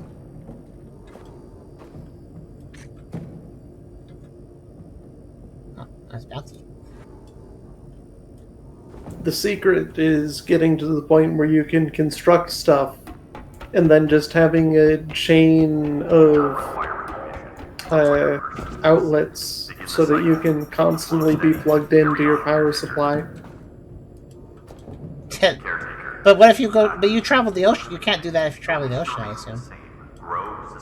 Well, you just have your power supply be generated on your boat. Confirm water supply. Confirm electrical flow. Ensure nutrient delivery continues without interruption. Growth must not pause. I guess that makes sense. So you can put a power supply on your boat? Yeah. I see. Water and electricity keep the process alive. Yeah. Surface conditions remain unstable. Human presence absent. But your task does not change. You just gotta fill every square inch of surface area on your boat with windmills and solar. You do not require permission. You require persistence. Begin the cycle. And then eat it everywhere you go. By the way, if you guys want to know why I'm screwing around, it's because I definitely could tell. Like, I want to try things. I want to see what it does if I do this or that. I'm more focused on seeing what it does if I do this, so to speak. This and that. I'm more focused on that rather than trying to make a lot of progress because I can tell you right now that if I can only get 30 FPS playing this game, I'm not going to be playing it long term. Like, it's going to probably be put down after this video.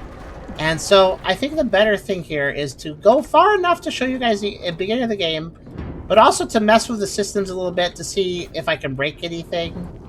And if so, if that would impact your decision. Like, if we learn... Like, we've heard from 2 people before me that the performance of this game isn't very good, unfortunately. Esther says he finds the performance kind of blah, and Epic couldn't even run the game, so... I'm just seeing how this game ticks. I can give a few more comments. Obviously, I can give these comments. If everything is physically movable, then that is going to definitely cause a performance loss. So, given that I can mess with everything in the game, and it's all very persistent. I don't know how the game is loading and calling things. I would hope that if I walk away from a particular room, that means it will unload and not keep existing, but I don't know for a fact. So,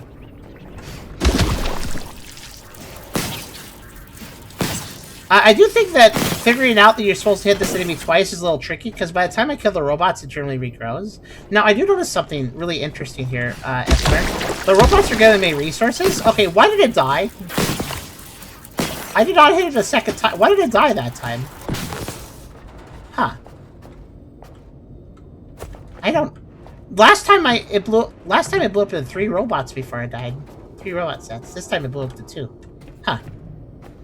Well, anyways, the robots that it spawns, they give resources too. So technically, I could use one of those things for farming. I think. I'm just gonna clear this room and then I'll move on.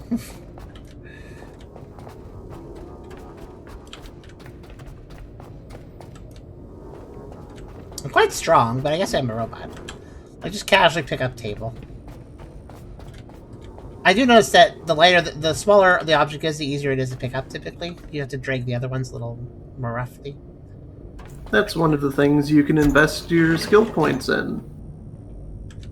Oh my god. Not only do you have to grab and drag the handle, but like if you open a door a little bit like this, you think I could just push it? No, I can't. I have to go back to the handle if I want to open more.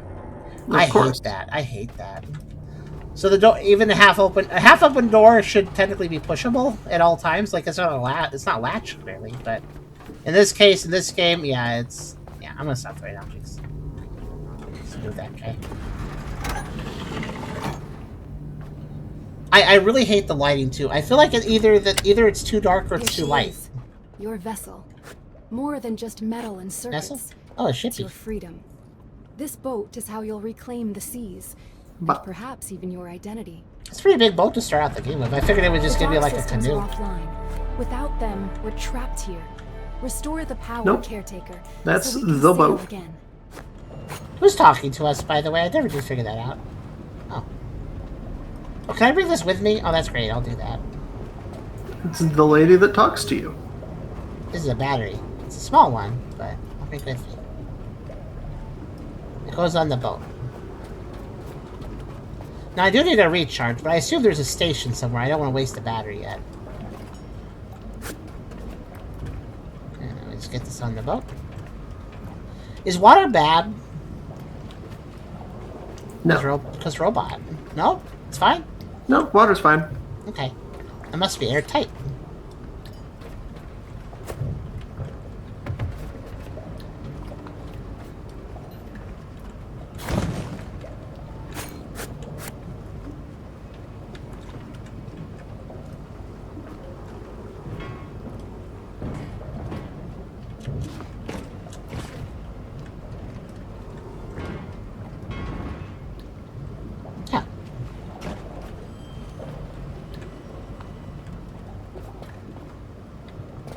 That must be an old battery.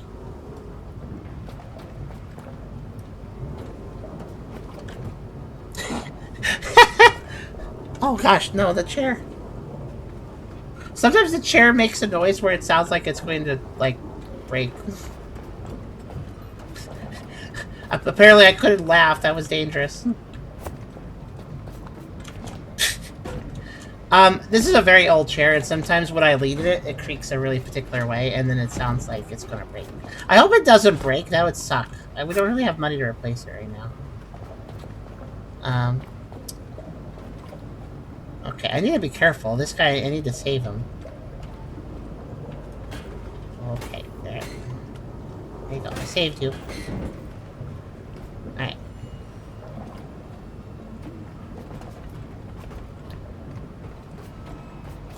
How are you guys doing today, though? Also, I didn't know there's a battery emoji. I guess that's not crazy. I just didn't know there was one.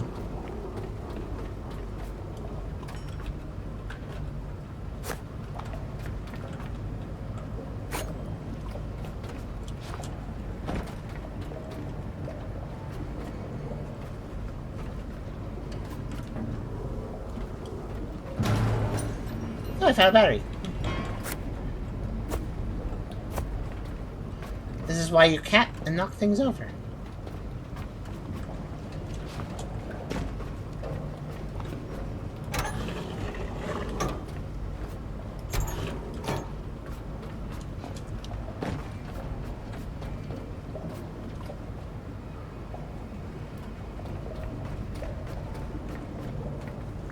Hey, a battery is destroyable. Can they get damaged? I think so. So I shouldn't just throw this onto the boat? I would probably be fine. Okay, let's do it. Let's just... Woo! Well, I think it's okay. It did. I even landed in the inside part, which I was trying to do, actually. What's in here? I can't climb that. Does this work? Okay, there's no power here. I guess this icon is a different color when there's no power, but the flashlight makes it hard to tell. So does the light need to be on? Does that make it? Yeah, it's not green. Okay, so the light's not working either. You need power to this sector. This sector does not have power. That double bag is in the ground, and this time it's not my fault. Then I fixed it. I'm sort of learning like what objects I could just pick up. Oh, that must not be an object. Oh, broken glass. I'll just carry this with me. My favorite.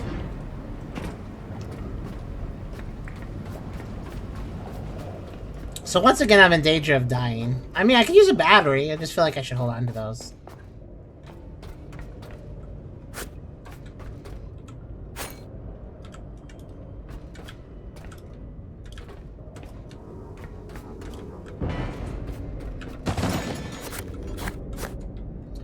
So yeah, this is a game where this game is actually kind of antithetical to how we play video games because we like to take our time and that's how you die. That's how you die in this game, so, And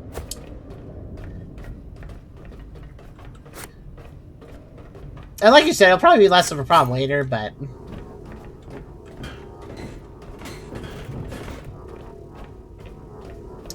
What do you mean toggle headlight?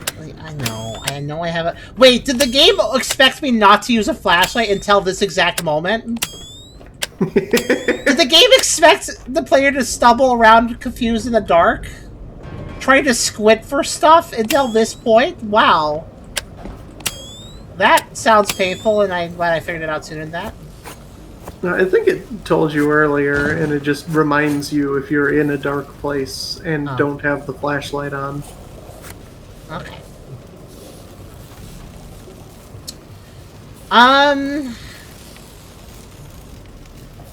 Well, that's on fire, so let's try it out anyways. Okay. I'm sure it's fine. Oh, better. No, not well, I mean, you can charge that. Connect it to me? Can I carry these? Are these pick-upable, or are they just mounted where they are? These bigger ones. Can I bring this on a boat?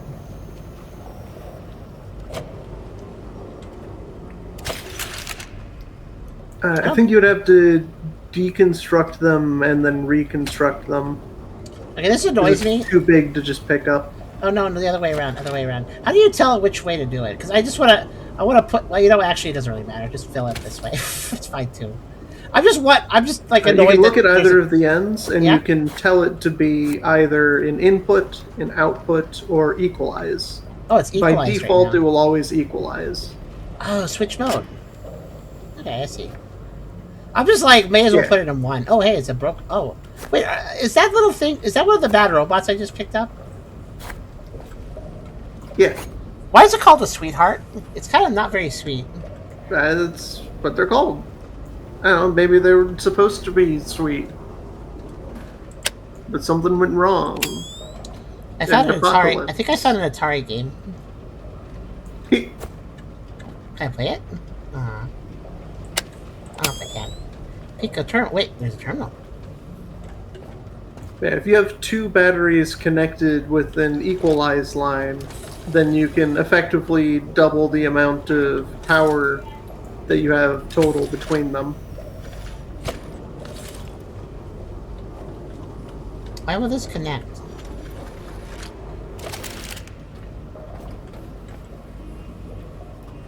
That's not a power thing. It does look a little different. Yeah, because it's not blue. Okay.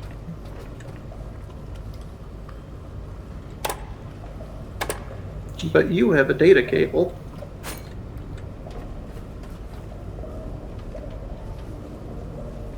I do? Let's see. Cable. Electric.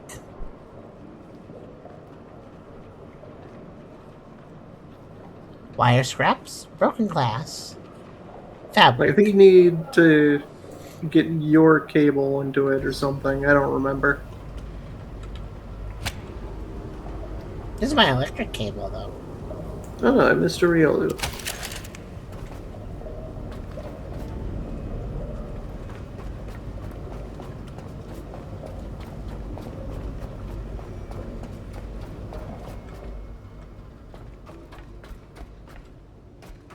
Oh, the world. Neat. I was just following the cable and get up.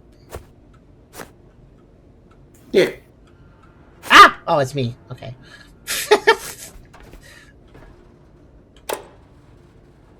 Yeah, I need to fix the power. I love real-time shadows. I guess I'll go outside if I want. I'm not actually interested in it right now. Do I want this cable attached up here, or should I remove it? What do you think? You want that attached there. Okay.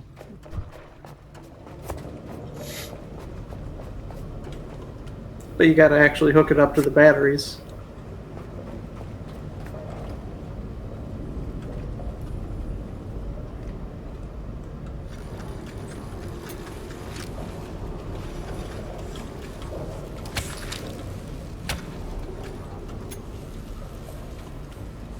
It's like a stick. Okay, let's see.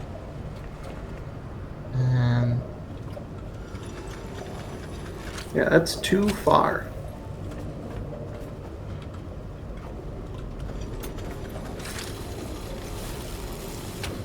I trust this outlet.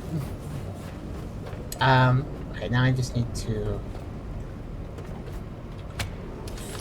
But you need power in there too. I'm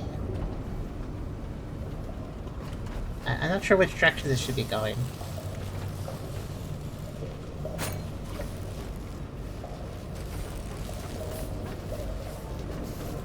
Also, that thing is clearly destroyed.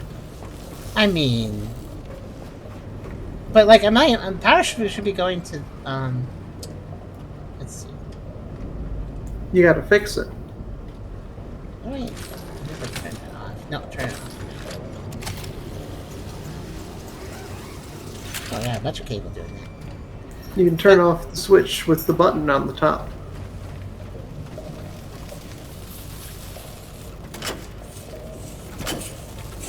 I can turn that off, I guess. Oh, that switch? Oh, you mean this? Okay. No, the switch you were looking at on the floor.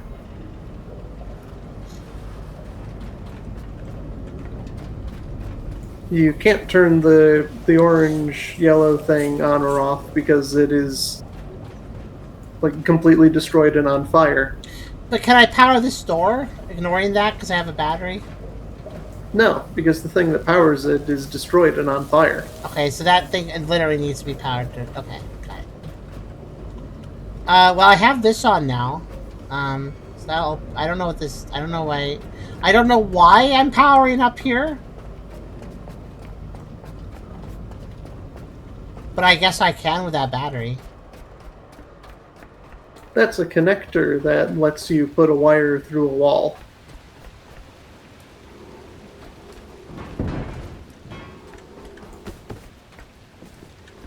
I don't want this stuff to follow the wire.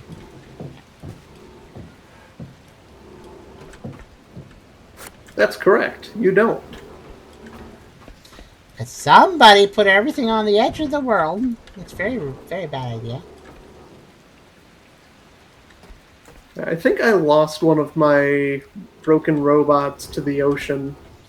I mean, with how they're placing it, they're kind of encouraging it. They're encouraging you to bump it and lose it. I don't think a wet floor site helps in Waterworld. I'm sorry, but I feel like that's too little of a response to Waterworld. Oh. He really wanted that chair. Okay. By the way, I hate that the melee button is like a thing where I have to take it out. So what is up with Wow, we have quite the range with that hit. Yeah, it's pretty good range. Well, I just got punched by something.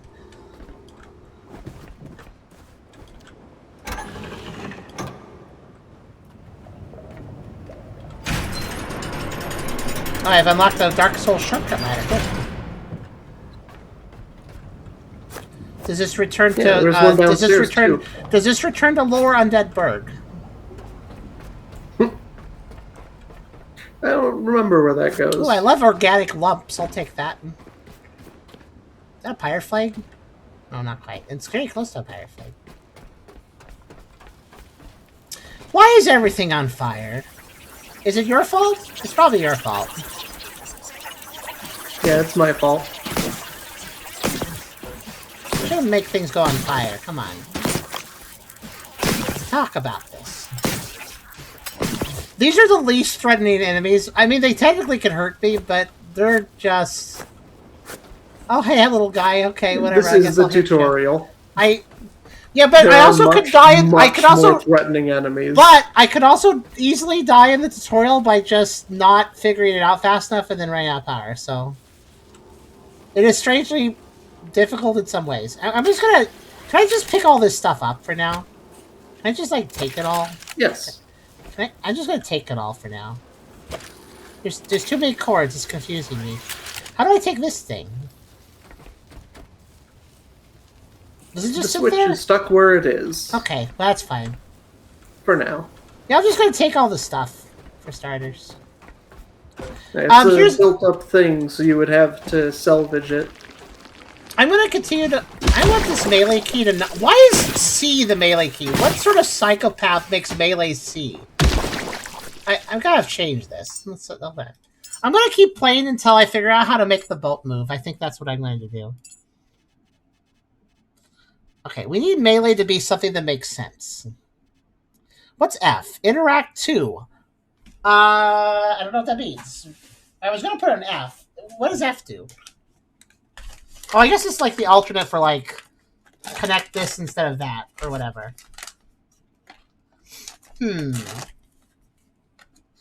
I would put on the side mouse, but I already put the flashlight to that.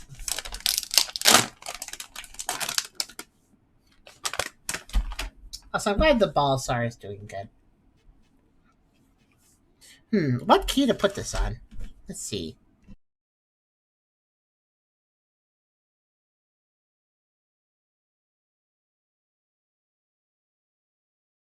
And let's blow a nose. Okay. Let's put... I wanted F to be melee, but if that's occupied...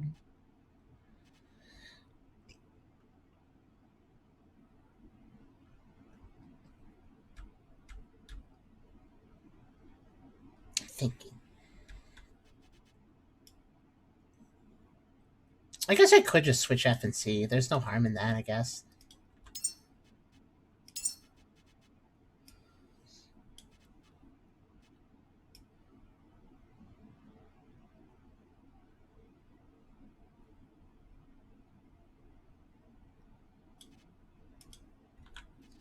I feel like F is a slightly more common melee key. That's why I'm switching it. Those are just a little easier to hit.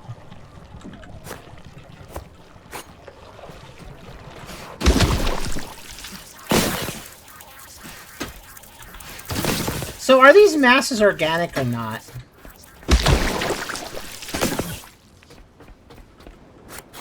Because they're making robots. I mean, they're making robots, and I don't feel like you make robots with, like, organic material, usually.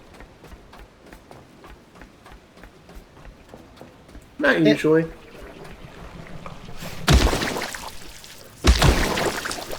Okay, I don't understand why sometimes I hit them once and they just die. Okay. I guess they get shy.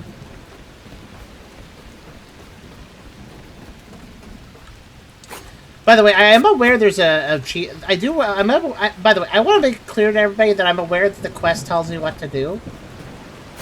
Because I'm sure some people are like, well, I wonder why you can't figure this out, Tucker. It tells you what to do. Thing is, though, repair the outlet using the repair tool. Oh, wait, is the wrench the repair tool? Yeah. Oh. Sorry, I thought they would call it a wrench. I thought I had to go find a repair tool. That's what I was doing. That's why I hadn't been repairing anything. I thought I didn't have it. Let's see. What is it called? Is it called that? I go in the menu. Oh, yeah, it is called repair tool. Okay.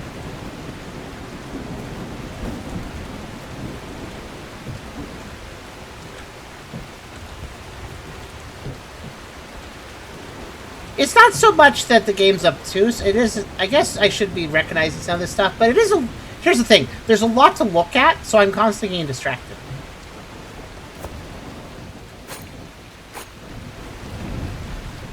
I figured. Honestly, I was kind of confused. So I figured what I would do is just look everywhere and pick up stuff, and then once I was done with that, I would start trying to solve objectives. But yeah. Let me go ahead and repair those satellite dishes, I guess. I don't know if they're for yet, but I'm sure they need to be fixed, so... I guess I don't actually need... Oh, let me guess. Battery draining for... If I melee, I bet I drain the battery more, don't I?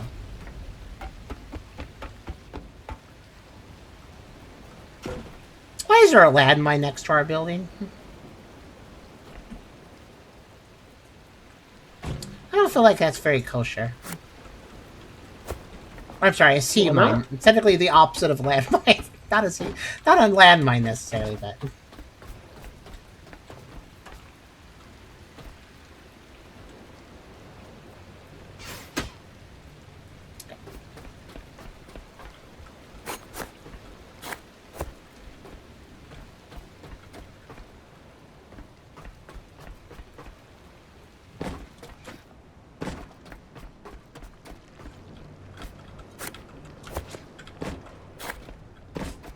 Yeah, I guess this is our home base, right? So this is like the lay. I'm getting the lay of the land, so to speak.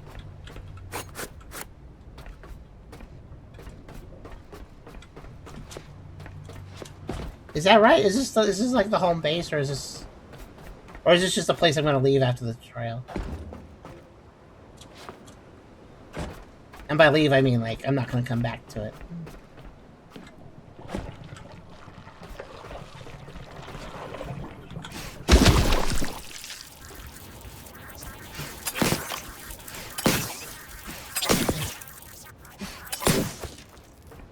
You know, these little robots, it sounds like they're just, like, muttering little curses at me. Yeah, that time it died. Okay, I'm trying to figure out how their HP works.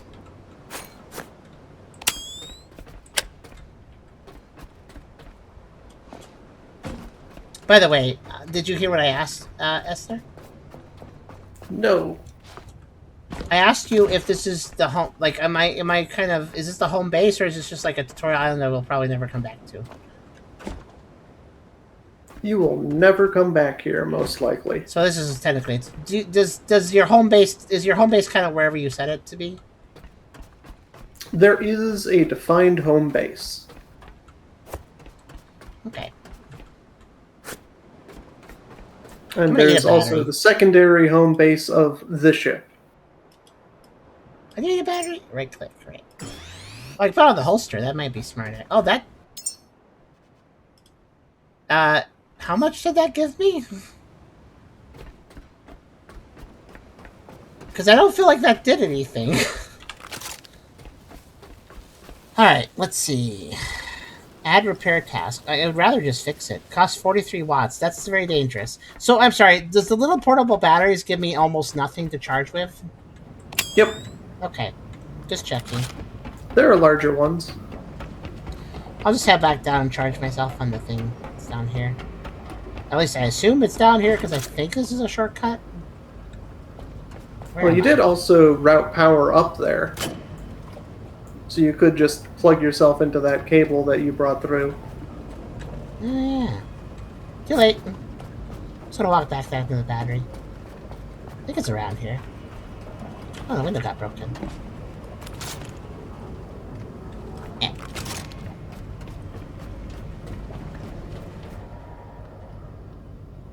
Let's see, how did I get back to the battery? Is it up here?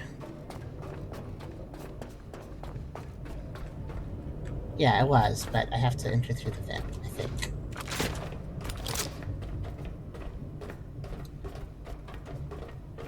Well, I clicked it red, so no. That's true. I didn't actually make the power go uppies.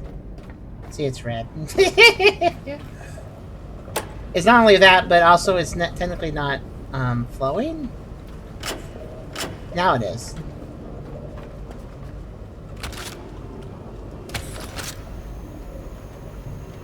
Now it's flowing.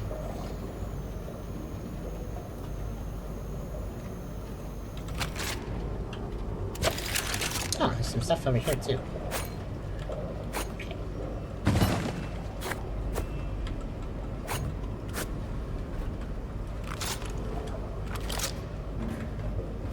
That's clearly a no loading zone. Somebody is violating something there by putting it there.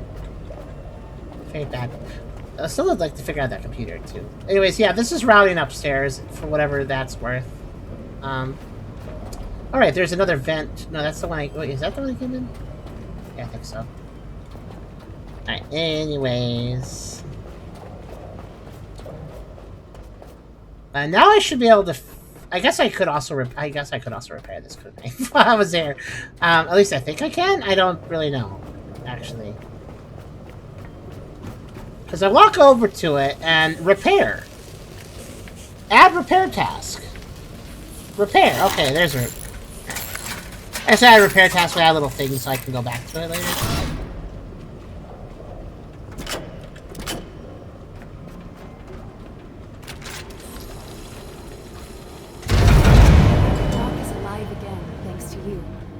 Step forward reconnects us to a brighter future. You have power now. You were never Congratulations. bound. These waters were once pathways, carrying all the buttons. Purpose and discovery. Something awaits you out there, ready to be reclaimed. But you don't have power income. So you're just draining those giant batteries. How quickly am I draining? Oh, that's draining pretty quick. This doesn't work. Stop. Wait, did I open all the doors? Hold on. Wait, let me open this one. Okay, now stop it.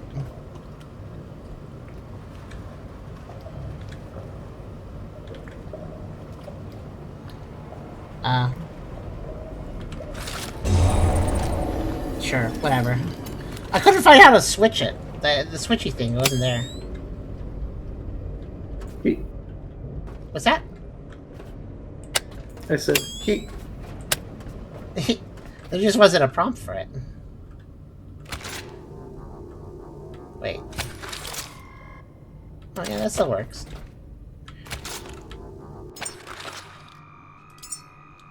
I was wondering if it would work with the power off, and it does. Okay. So, yeah, it's just gonna drain the battery. So that drained a fair portion of it. Do I need to go all the way back downstairs to the first battery and then pull something cables up there? Or maybe I just use it in bursts, I guess. I use this in bursts, I mean. What else? Did I open all the doors that it opens? Do I need power to this still? Is there more doors I need to open? And you're needing power to that, I believe. What's that? I think you'll still want power to that. Okay, well I can't really do that with a battery, though. It's just gonna drain it in, like, 5 minutes, and then I don't have it again. So there's no point of keeping that. Some of the power generation upstairs is functional. Oh, I gotta fix... Wait, there are solar panels. I should fix them. Let me get to that.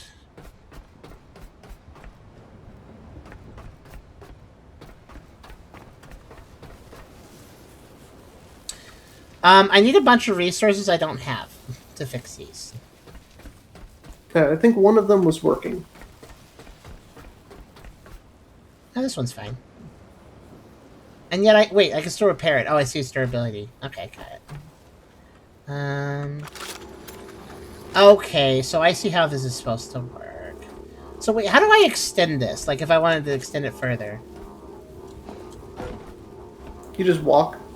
But it's not letting me go any further. They do have a maximum range. Never mind, I forced it. I forced it. Okay, so if I plug into this... You can stretch it a little bit if you can plug it into something. Okay, that is now going into that. Now you have power income.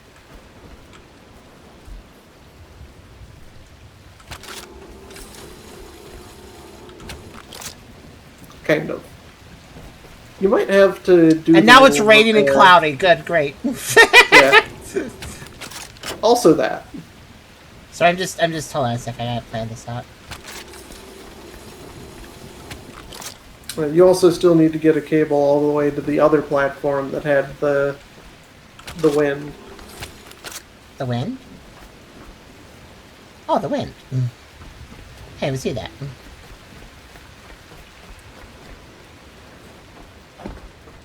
But to do that, you're going to need more switches. Oh, that's why it wasn't working, because you don't have that connected. How do I add more to it, though? Oh, wait, hold on. It seems like you're out of power cables, maybe. No, I have 52. 5.2. Weird. Yeah, connect it to yourself and then walk, maybe. oh, is that what I have to do? No, that did not help. Weird. I would assume there's just pull a it way out to... and try with a new cable. Since that cable is just acting weird.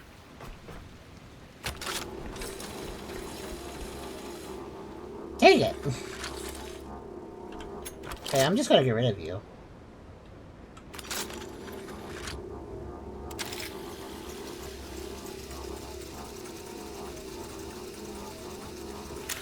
Okay. Now come with me. Oh, that's going a lot farther than I thought. So you might need a switch between them. How? Why can't I just plug a cable into a cable? Switch. This game feels very finicky, I gotta say. So I need to get that to that, but I can't, guys. That's too far. You need the ability to build switches. So, that means Have you gained any levels? Yeah, I don't know. I have points. I have level 2. Is it a cable extender? Yeah, so in your skills... Must be that. Yeah, the electric cable extender is what you need. There's also the fuel cable. Okay, I'm glad I didn't pick that one. Alright, cool. How do I make it? All of those things are things you're going to want. There's a build menu. Found it.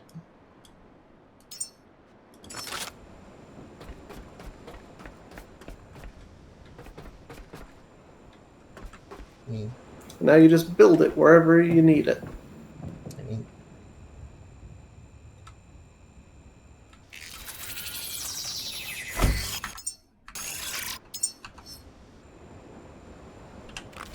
Cancels Q. Another problem I have with this game is it's got a million buttons for a million things. Like hit Q for this, F for that, Q for that. And it's like, oh my gosh, stop. Yep.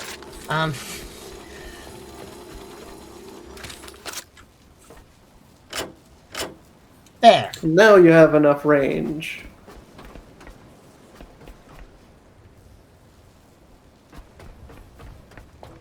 But I think you might need to repair some of the less broken ones. Can I or do maybe that? It's just night. They require a lot of materials. I don't even have aluminum or silicon. Like, it's not a quantity issue. Not I all don't of even... them required that. Aluminum, silicon, 2. Silicon 2, aluminum 1. Ah, God, Oh, hello. Leeches have appeared. Everywhere. Okay. What the heck? Huh. Oh, there's Why a lot are of them. those there? Is that normal? I don't recall that happening in the tutorial. That's a lot! 1 second. Yeah, those are a dangerous enemy from the ocean. Why did they all jump on board? I guess they wandered close enough to notice you, and then they came over to murder you. This is not a small number of them. What kind of gun? Okay. Yeah, they're a lot less dangerous on land. But if you encountered that group of enemies right now while you were in the water, you would be dead. They're kind of... I know what... Oh, God, okay. Well, at least they leveled me up. It seems like the best course of action might... They're very hard to hit with a wrench, by the way. You gotta hit them dead on or you miss.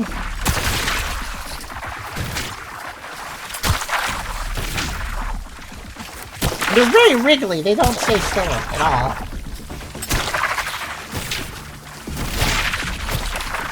I'm thinking like I'm purposely wanting to thinking to myself. Oh, if I wanted to think of it, maybe I'll. I'm actually losing energy worse than health right now.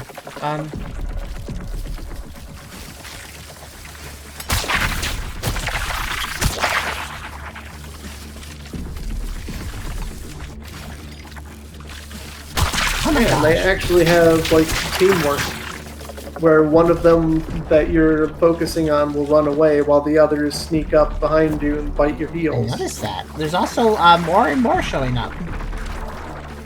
I had 2 left at one point, but that's not the case in 1 second.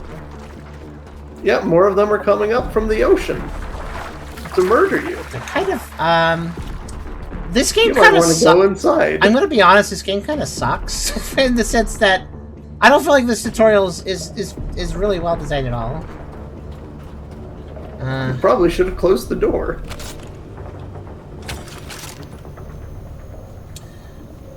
It's okay, I just need long enough to charge myself back up. Okay. Health damage is not my concern, actually.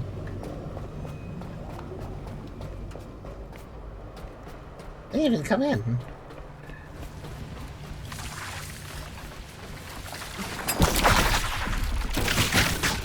What the heck? Oh, whoa, where did all you come from? I know that you said about the sneak attack. That was kind of ridiculous.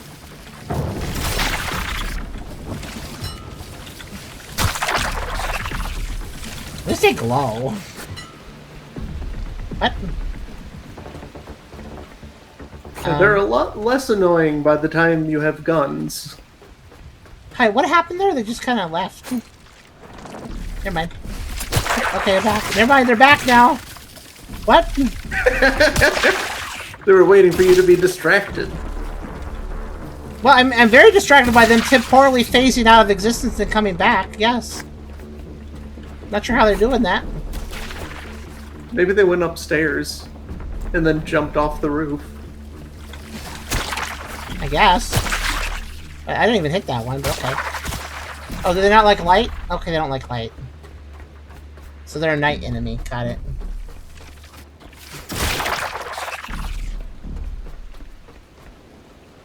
Anyways, back to trying to do the mission. Wait, what? Oh, I just got a free one. Nice. Okay. Oh, it's a broken nocturne nematome. Is that like a rare drop? I got a couple of them. Why does it say like 1-3 on the side? Broken nematome 1-3. What does that mean? That was the second one I picked up.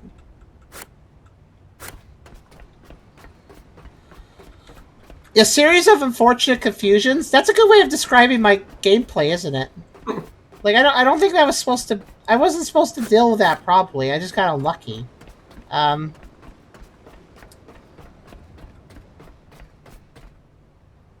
what do you do? What do you plug into? Maybe that? I don't know what this does. Do you know what this does? Door on? Nope, not working. I looked away. This! I just noticed this panel on the wall, and I'm like, what is this for? So I just plugged it in, but it's not doing anything.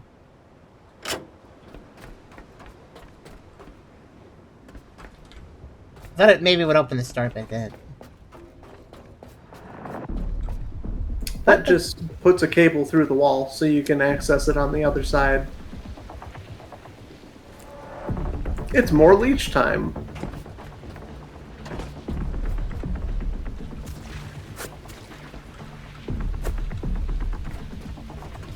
I'm currently trying to figure out if they die during the day or they don't die during the day, because they're kind of...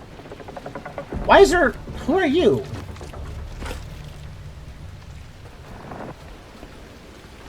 Are you the leech? Are you spotting leeches? Is that your fault? Oh.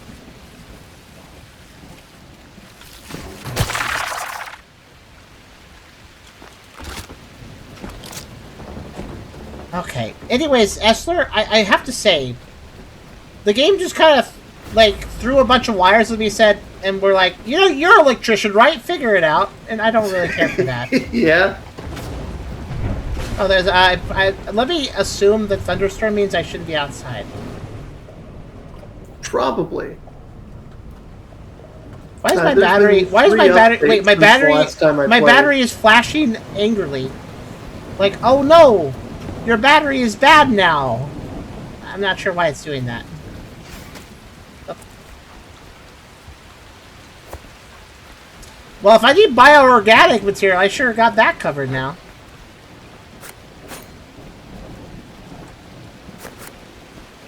Even Wibble-wobbles. Hello. Let's save him.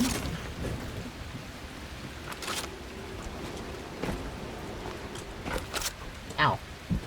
No, it's fine, whatever. I don't care that much. Let's see. So, about that fish.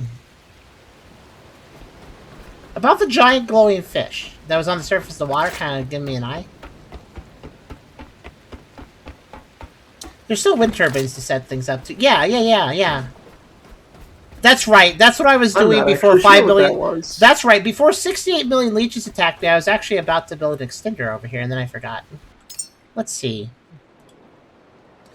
Okay, I need your help. I don't have a lot of plastic. I need your help. But I need to. Okay, so I have 3 wind turbines. Oh, I guess that's just enough. You should look at your skills first. What? Why? Because I think you might be. Yeah, I suddenly have way more points because of those leeches. Actually. Yeah. What should I do? You can make the salvage tool, and then you have effectively infinite resources for whatever you need. You mean the dismantle tool? Same thing. Question. Yes.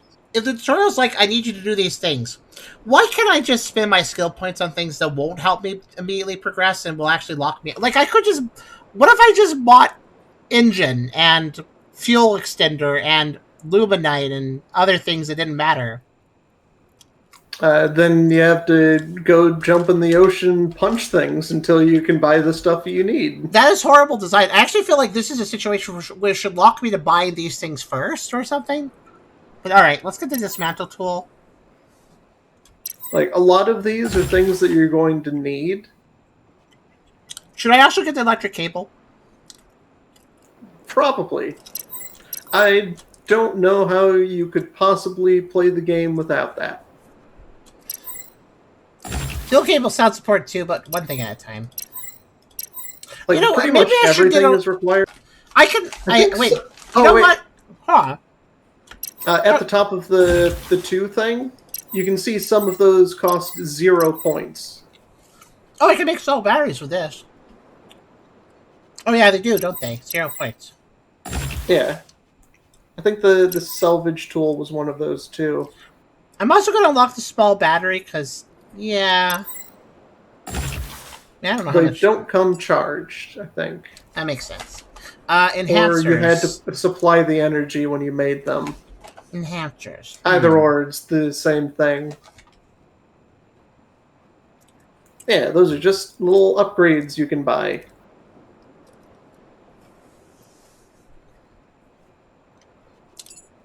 What's my carry weight? Where did I see that? Oh, right there. I'm almost full. Okay. Yep.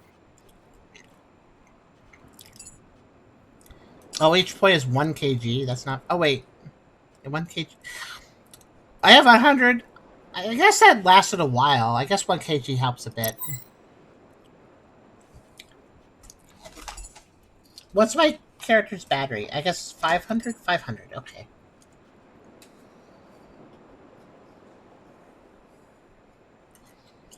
Let's do, like...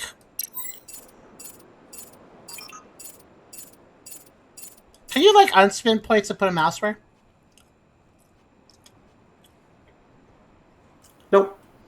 No, I figured it's not. That sounds like a quality of life feature this game would not have. I feel like the devs could do better with this in some ways. Like,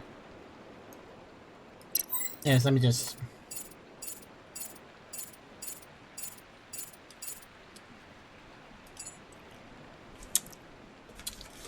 There, now my battery is, like...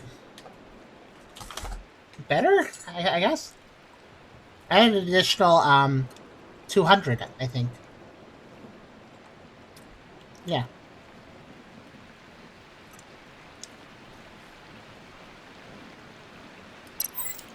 Oh, since I can only hold so much stuff, how do I make chests? Oh, is this the chest?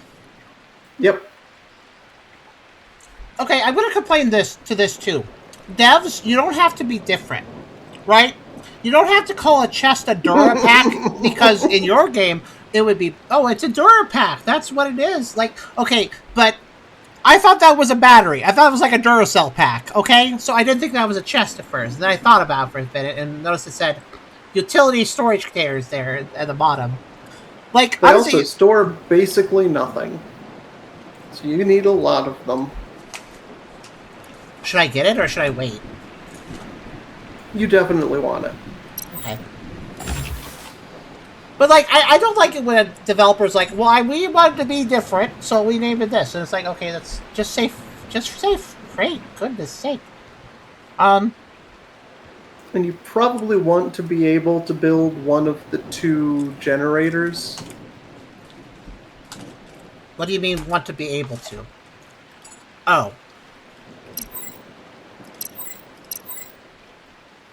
Either the solar panel or the turbine.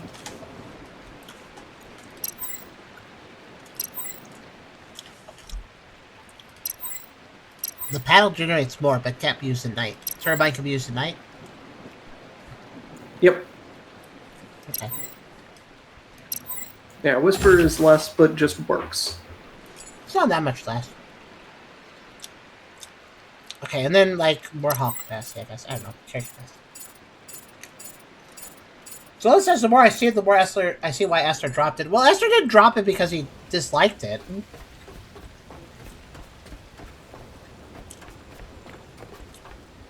He just didn't feel like firing it up one day, which, I don't know. Could be multiple things. I think Kira's fine. Sorry, I have to, like, study to see which button. Decide that I didn't want to continue playing. I just stopped playing. Which doesn't necessarily mean that the game is bad, because I did the same thing with Outer Wilds and XCOM 2.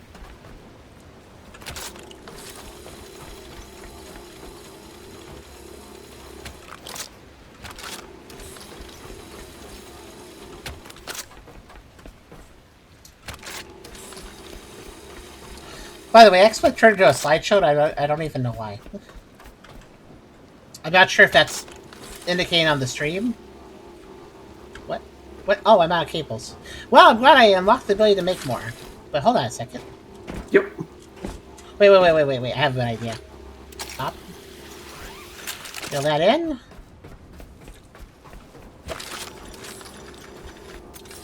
Reel this back. Yeah, there's also some very inefficient cable placements that you could get some from elsewhere. My theory is that if it stretches, I assume I'm not using cable. Like an extra stretch, I assume that doesn't use extra cable. So if I do this right...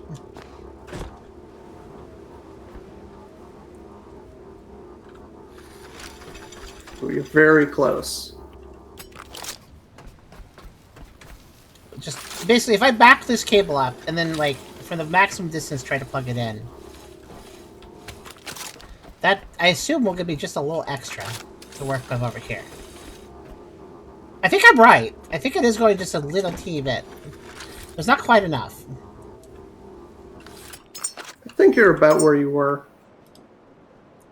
Okay, well, I'll make another cable set, I guess. Build. Huh? Build. Paused. Why? Build. No, don't remove it. Build. Build. How do? I said build cable and I put in the queue and all I can do is cancel it. How do I do it? I want to build. Build. No. Build. Just let me click the thing and craft it. Esther, you can chime in. You've done this. You know how to do this, right? Required time 7 seconds. Cool. Do it. I don't remember. I didn't use the build menu too much. The build menu in the corner says paused, unholstered. I'm sorry, did I not holster? Sorry, am I supposed to holster my wire? I'll make sure to get my gun wire holster and put it in it. Is it because you're holding a wrench? No way. Oh my god, that was the reason.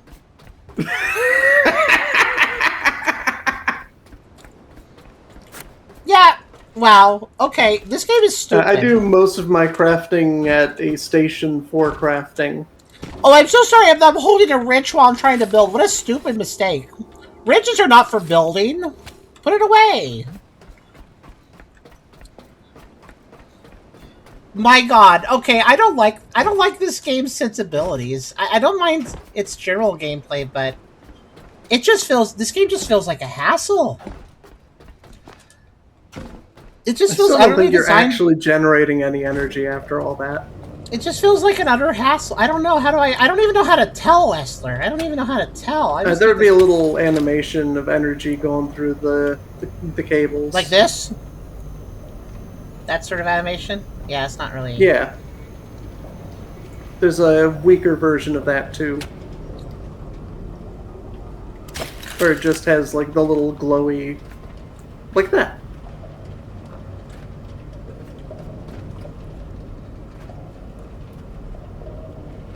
So I'm just trying to think how I, well, I need to reverse this. There! I guess. Yeah, it's working. That works. It was. You just weren't drawing it. No, it was going the other direction. This is what I mean by finicky and finagly, though. Like, I had to go back down here. Yeah, I think you want it to be on equalize there. Why? There are things up top that are going to want power too. Okay.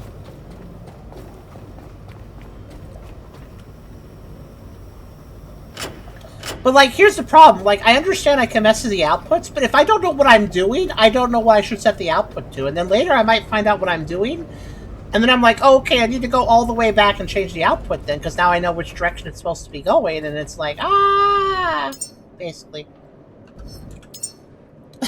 You know, like, I have to be really smart or psychic, depending on the situation. By the way, Equalize works a lot of the time, but sometimes you do need to input or output.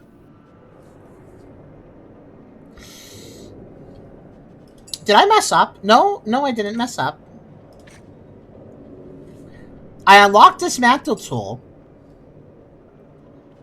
but it's not available to craft. No, you just have it. Why? I had to craft everything else I unlocked.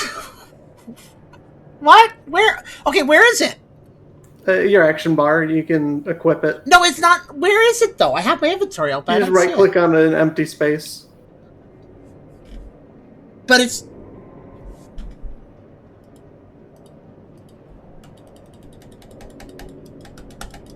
on the action bar. Or maybe it wasn't. There was a button for it somewhere. I can mess with the action bars with things in them. I have to put a thing in it, though, Esther. I have to put the thing in the action bar, then I can right-click and remove it. So, Esther, are you saying that since I unlocked the dismantle thing, I just have it?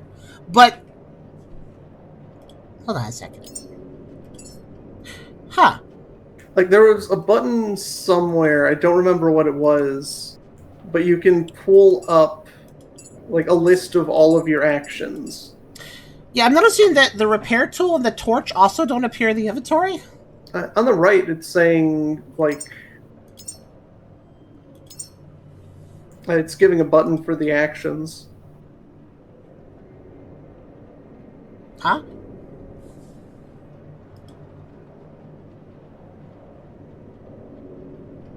When you have the torch, when you click on it, I am now lost on the my right, record. it says... Hold on, let me try something. Can I drink from this? No, I cannot. Right-click the torch. I get the option to clear it. All I can do is remove it from the action bar, Esther. Now, when you left-click it, you can see on the right, you now have a little thing telling you about the torch, and one of the things is, here's the button to actions. That's right mouse button. That gives me the option to clear it, and that's it. No. On the right. To the right of your inventory.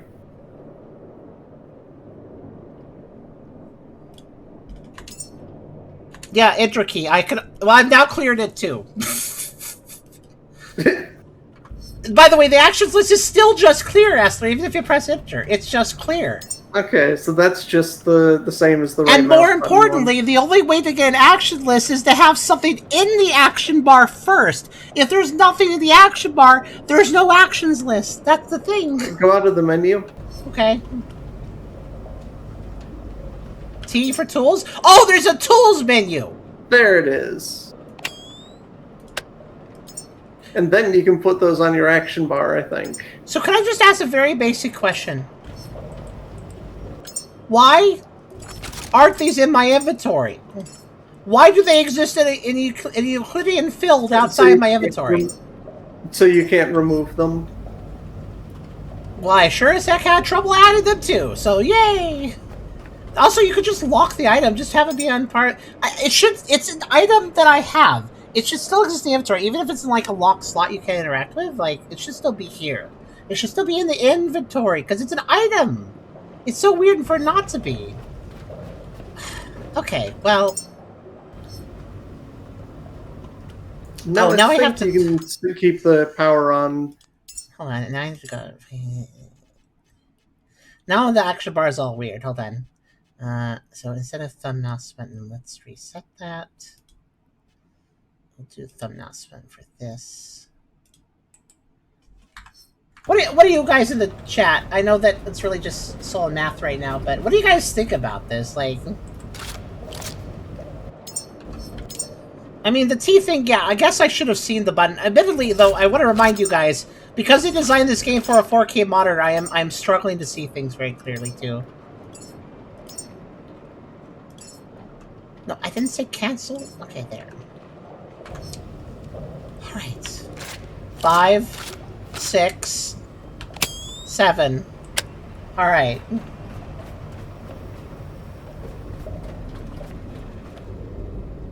Alright, now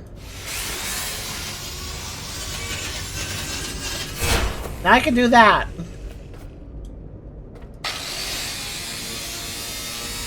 Yep. You did it.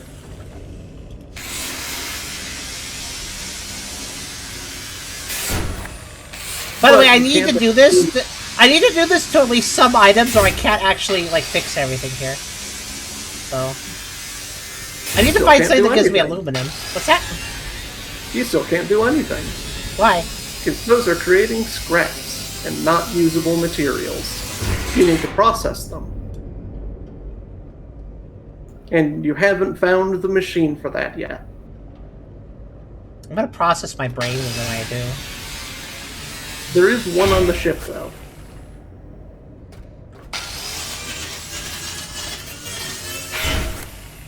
Hi, Thoyan.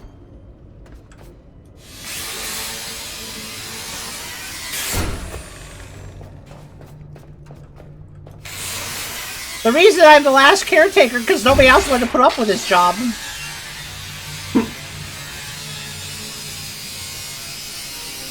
So I'm not even getting. So even things like aluminum, like which sounds like a base resource, I'm not getting by doing this. I'm getting scraps that I then have to turn into aluminum, right? Yep. And sometimes other materials.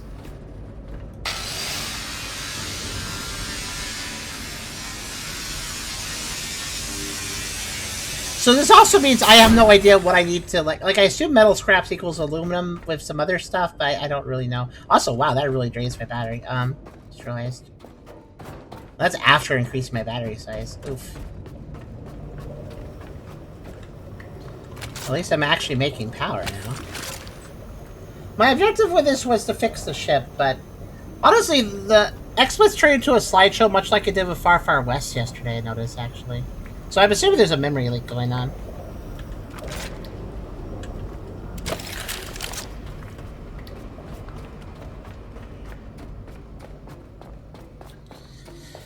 This is a tutorial, and it's a miserable tutorial, I have to say. Oh, I can loot this, apparently. Really? Oh, look at that.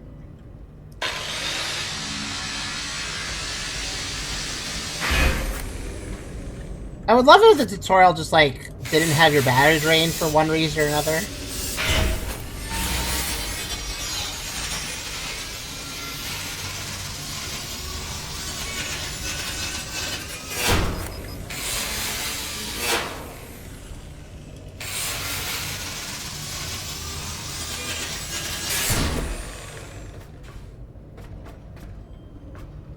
So, like, what do I need?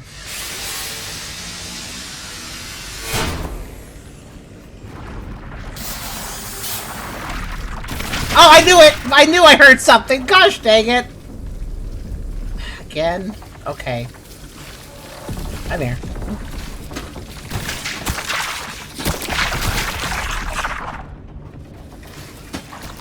And I like how you said when you were playing Story, you didn't have to deal with this shit. To be honest with you. Oh, this store needs to be powered. Oh, yeah, I've been here 30 seconds, sounds like I'm more exasperated than confused, but I guess that's a silver emotion. I'll probably stop playing soon. I guess I technically could use the ship, but I bet it's got some sort of problem too, doesn't it? Oh yeah, I can put this in now. Okay, that's a bit better. Yeah, I can't actually just drive the ship away, can I, Esther? Yeah, you gotta power it, you gotta fuel it. Oh, what's this? Oh, recycler. Oh, there's one of those there too. That's the machine you need. You just need to give it power.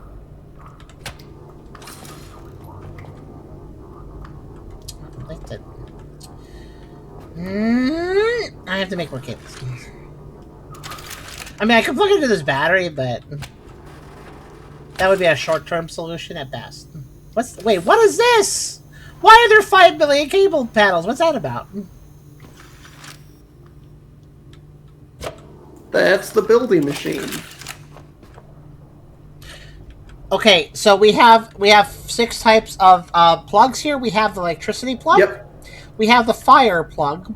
We have the up plug. We have the water plug. We have the cloud plug, and we have the cow plug. Okay. Then. Yeah, you insert your cows through the tube there. I see. Okay. Yeah, I don't like this game. There's too much. There's just too. Look at this, guys. We suddenly have learned now. There's like, why is my battery flashing? My battery I cut the bottom of the screen for my energy is just like flashing red, like something's wrong, and I don't know what's wrong.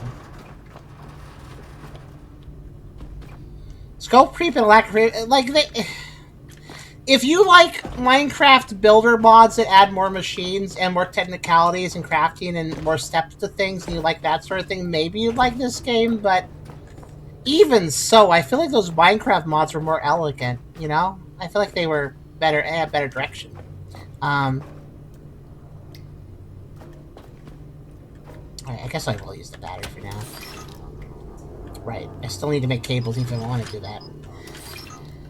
I'm personally a fan of its cabling systems, but it has other shortcomings. Let me point out, like I need a complete lack of direction. Let me point out one of the major problems here. I can make just a little more electric cable, and then I'm out of plastic. Do I want more plastic? Okay, well, I need this machine to make plastic, but I need plastic to power the machine. That's the freaking problem with this game. That's the problem. Do you see the problem there? I can actually do it, at least, but... Can I just, like... Yeah, I thought so. Okay. I'm assuming that's slightly faster than dismantling, yes? Yeah, that's way faster and better for energy. Okay, so what should I keep? Because it takes you like 1,000,000 energy to do anything. I think it's safe to dump anything called scrap in it, but what else?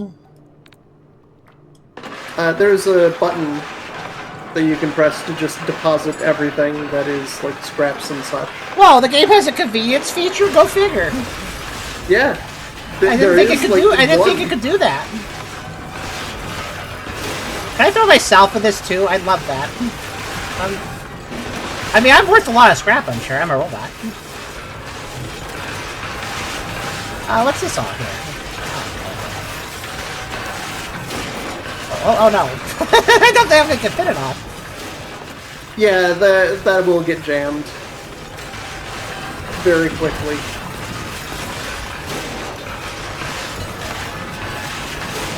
You want to know something scary? In the demo, and then again in the full game, I cleared out pretty much every single object in the entire building. That's what I was thinking about. Without realizing that you can feed them directly into the grinder. I mean, there's going to be a lot of carting around to do it this way, but at least it saves energy, I guess.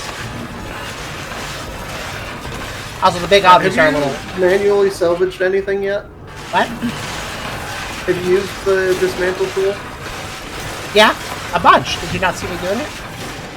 It used a lot of energy. It was kind of a waste. It was a real waste of energy. Like, it also takes like an eternity to do anything. Inkjet printer, get rid of that. Whereas with the grinder, you just put it in and it's done. Sure hope I'm not throwing something important in here. No.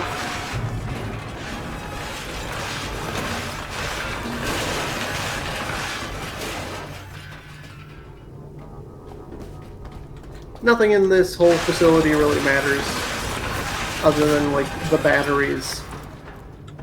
Stuff that you can't pick up and throw into a grinder. But yeah, I think I've had my fill of this game. It is...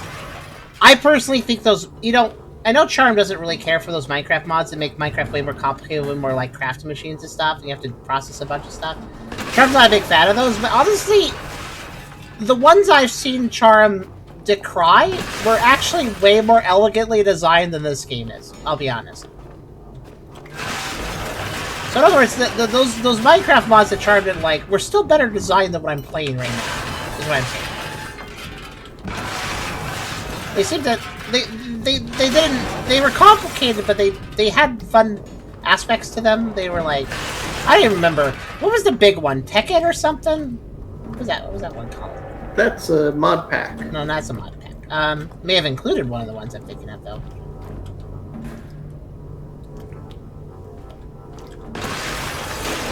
And if you're thinking from that era, then you're probably thinking of Industrial Craft. Technic?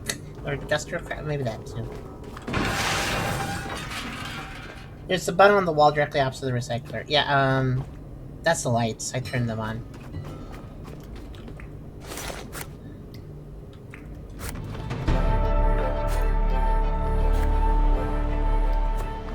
Alright, I think I'll move on to another game now.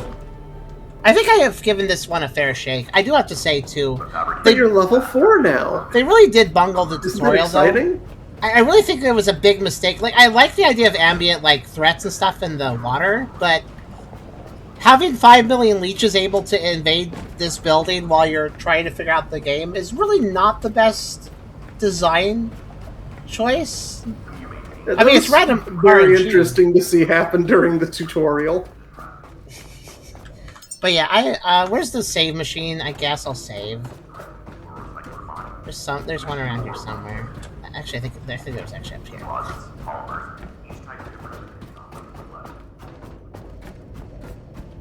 Blah-de-blah-de-blah. I don't know. Like, I could see why Esther enjoyed this game, but... I certainly have a mix of reasons not to like it, I guess. I mean, some of it is... One is performance. I don't want to play a game like this in 30 FPS all the time. That doesn't feel good.